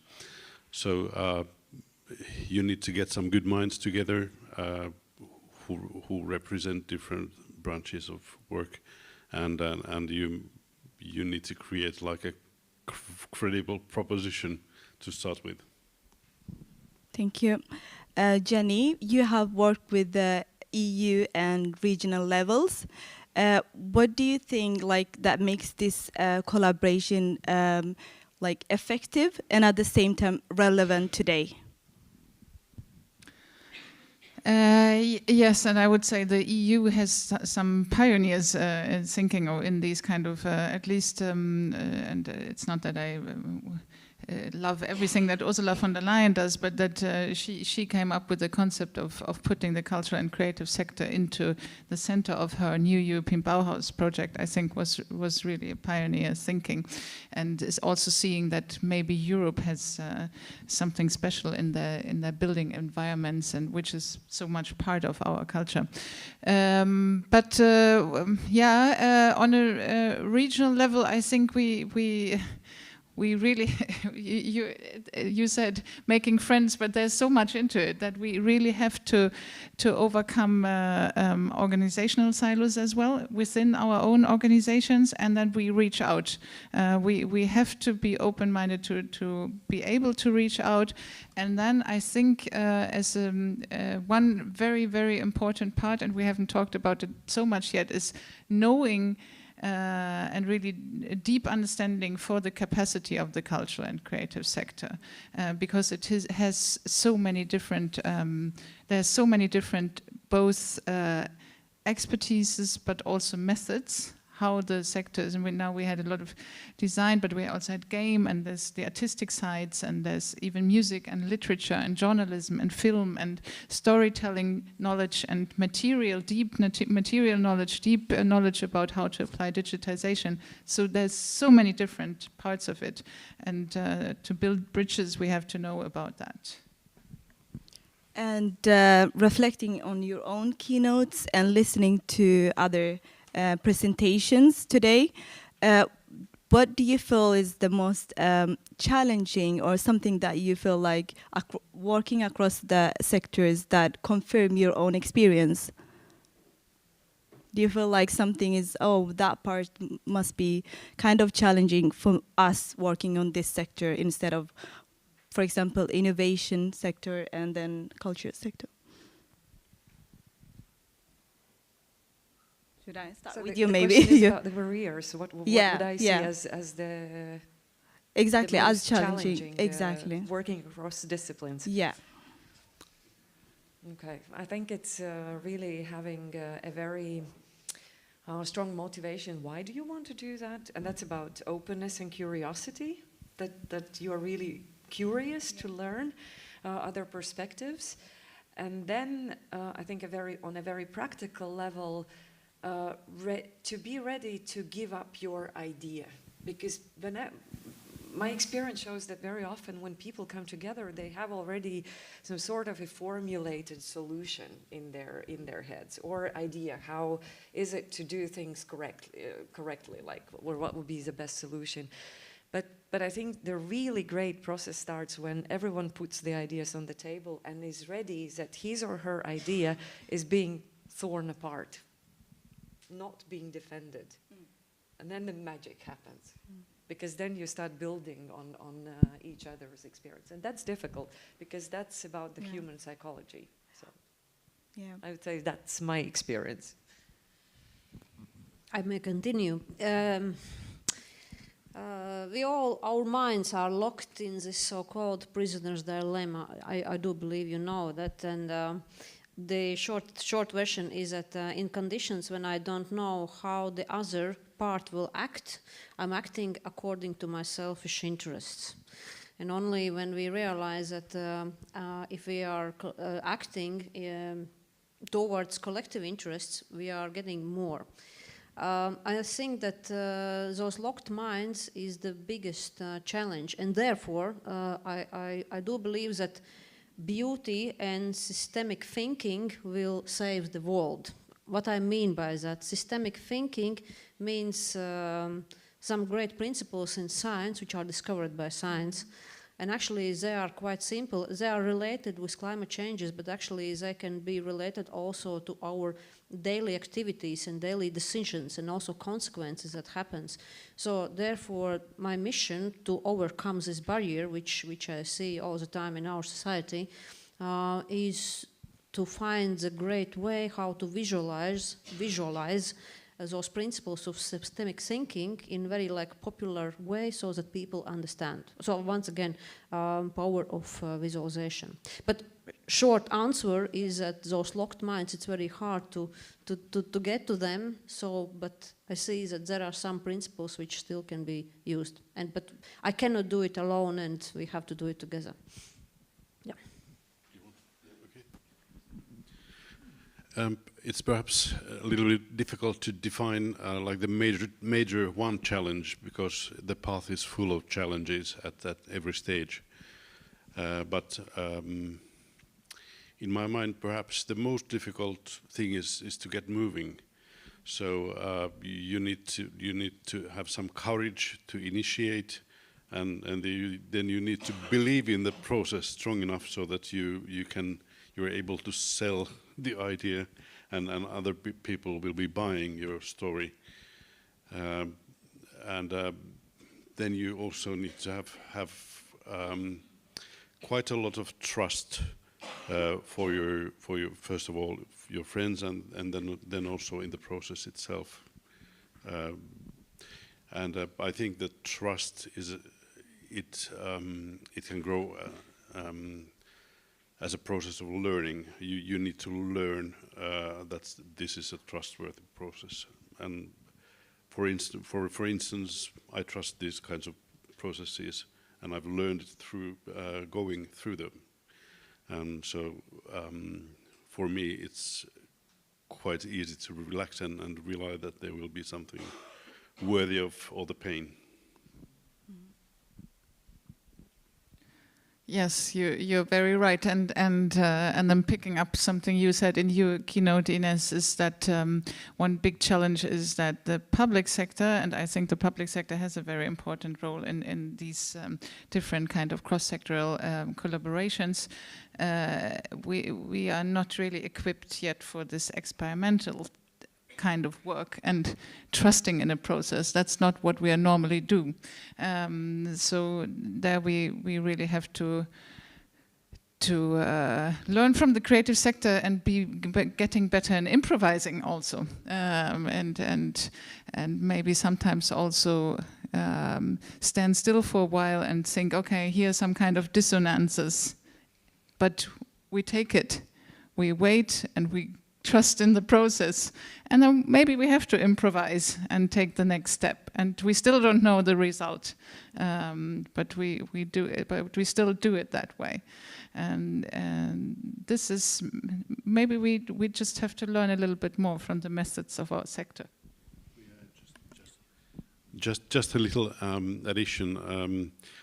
I recognize one very confusing point in a shared innovation process, and it's in the very beginning when people gather together, and they need to redefine the problem.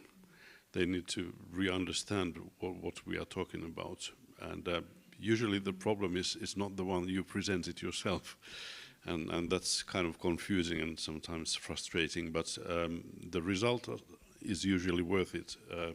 The newly defined problem is actually the right one you're going to solve. And this is a good example for culture. So every time we are coming together, we are doing at least two things. So it's like a slogan: let's improvise and let's reframe the problem. Let's make it as the habit. And nobody else can do this, it's just like only us. Yes, if we keep on trust the issue, because in my experience and in my organization, we collaborate with a lot of culture from the independent culture creatives, and we have really good relationship with them, but based on trust. So that means when it comes to different sectors like innovation and culture and policy, we don't need only resource and policy, but we need trust, willingness to work together. But how can we build that trust when we are acting like, collaborating with different sectors? How can we build that? I think we have to divide a little bit about personal trust, organizational trust, and maybe even, let's take these two as a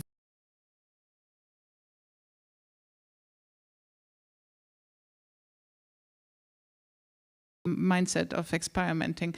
And the organizational trust is a little more difficult because it can be really large organizations behind it. And I think that the legal framework, at least in our processes, is really important to shape that trust, and also to make very clear who has which kind of role in the process and which kind of rights in the end. And then, yeah, there are much more dimensions of trust, but I think these two are maybe the most important ones in the beginning. Okay. And Inessa, you have been working across the academia and policy. What do you think that, for example, for creatives to improve their impact in there, how can they improve that and do more work in there?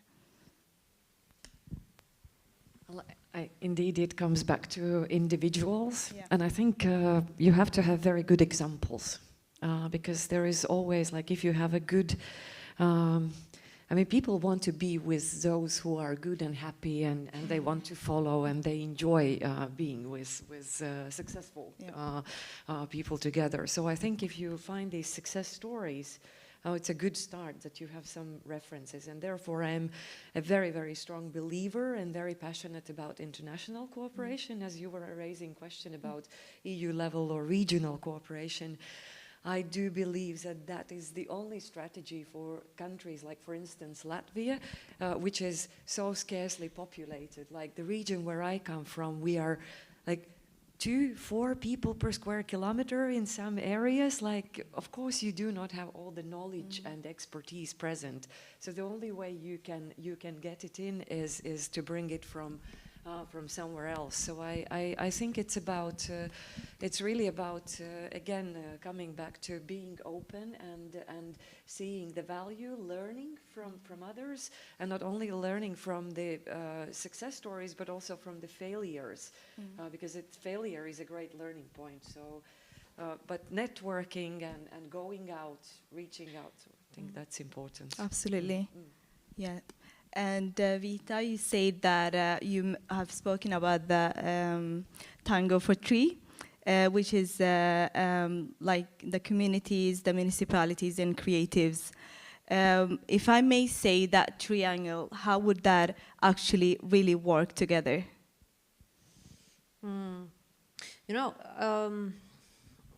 I would try to answer with reflecting to the previous also the question, because I was thinking that what happens with us, why sometimes we are avoiding those. Maybe I'm talking right now more about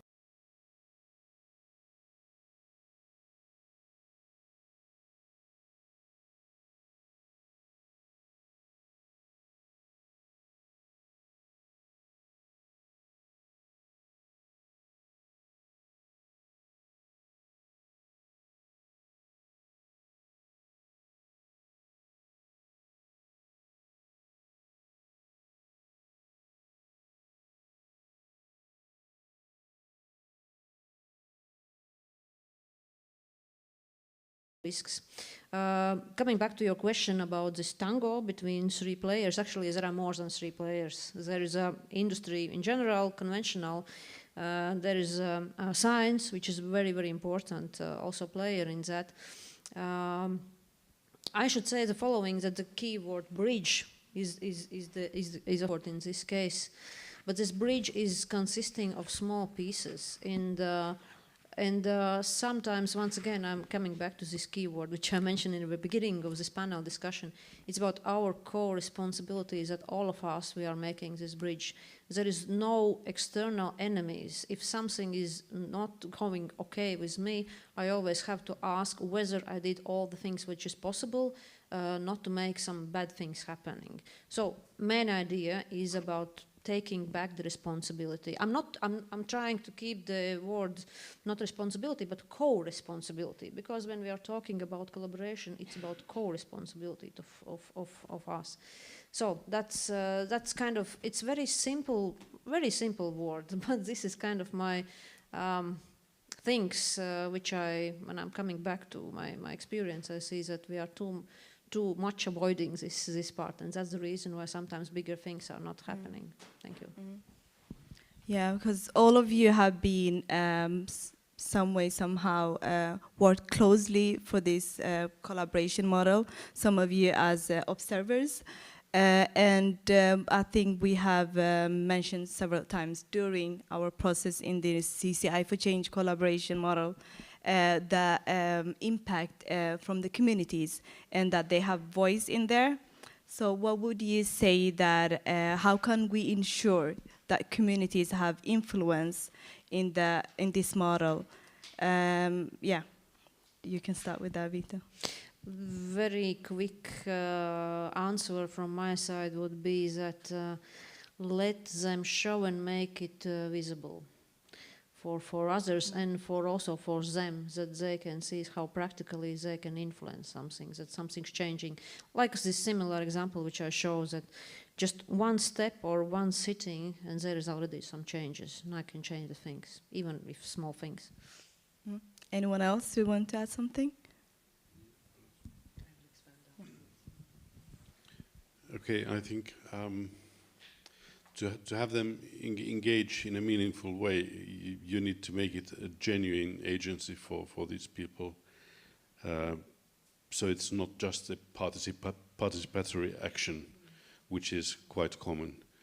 And it is, you need to provide these people like a life-changing experience, because it's their own experience that changes their lives.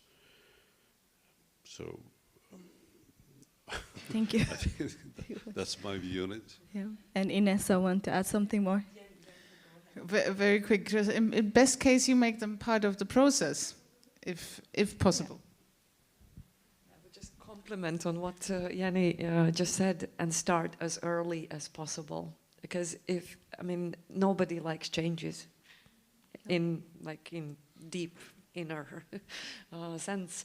And I think my biggest failures in some of the processes and decisions when I became the politician, I thought that I would come quickly, as I used to work in the private sector, I would come quickly to the decision, I proposed the decision, and everyone would follow the decision.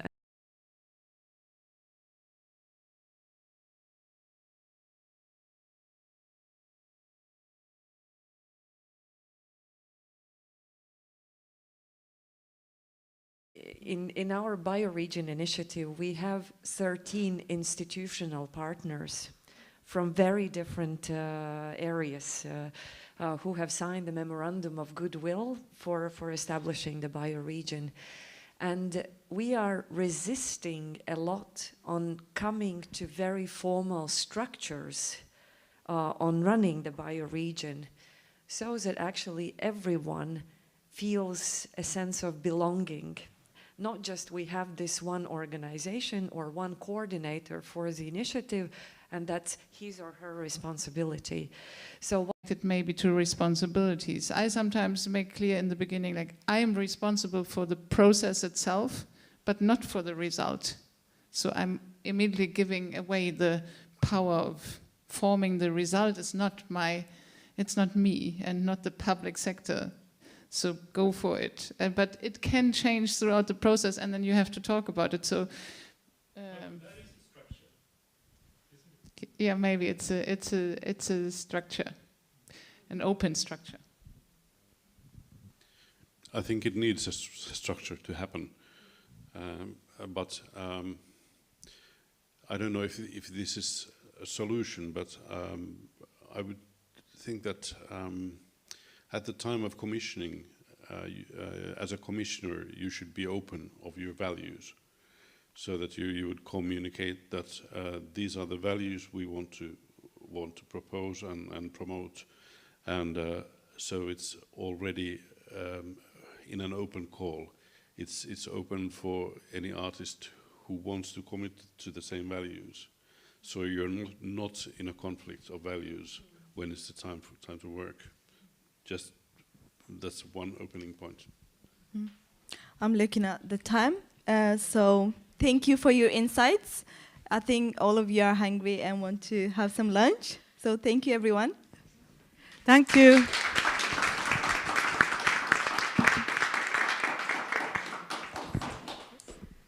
Thank you, Faria. Thank you, the panelists. You can be excused, and it's only about a few more thank yous before we wrap up this event.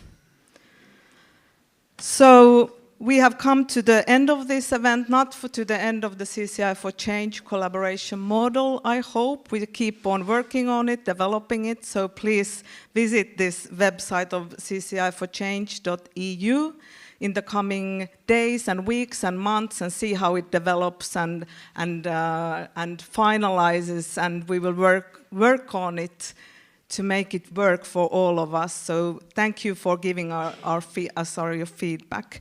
Practically, before we go to thank yous, in practice, Lunch will be across the street in the art school, and then we will reconvene for the workshops, which are here on the second floor and first floor of the library. Please check by the counter in which space your workshop is, and I would ask the workshop leaders to remain with me for a few minutes before we go for lunch. But at this stage, I am really thankful that we are in this stage. So thank you for the day. Thank you, the keynotes, Vita, Ines, and Jenny. Thank you, Jurmala Municipality, for co-hosting. Thank you, the team of NDPC, for the support. Thank you, partners, Kotka, XAM, Kursor, Stapen, Region Skåne. Thank you, Interreg, for funding and believing in us. Thank you, Jurmala TV, for the technical production. And thank you all who participated here at Dubulti Library and at home. Thanks.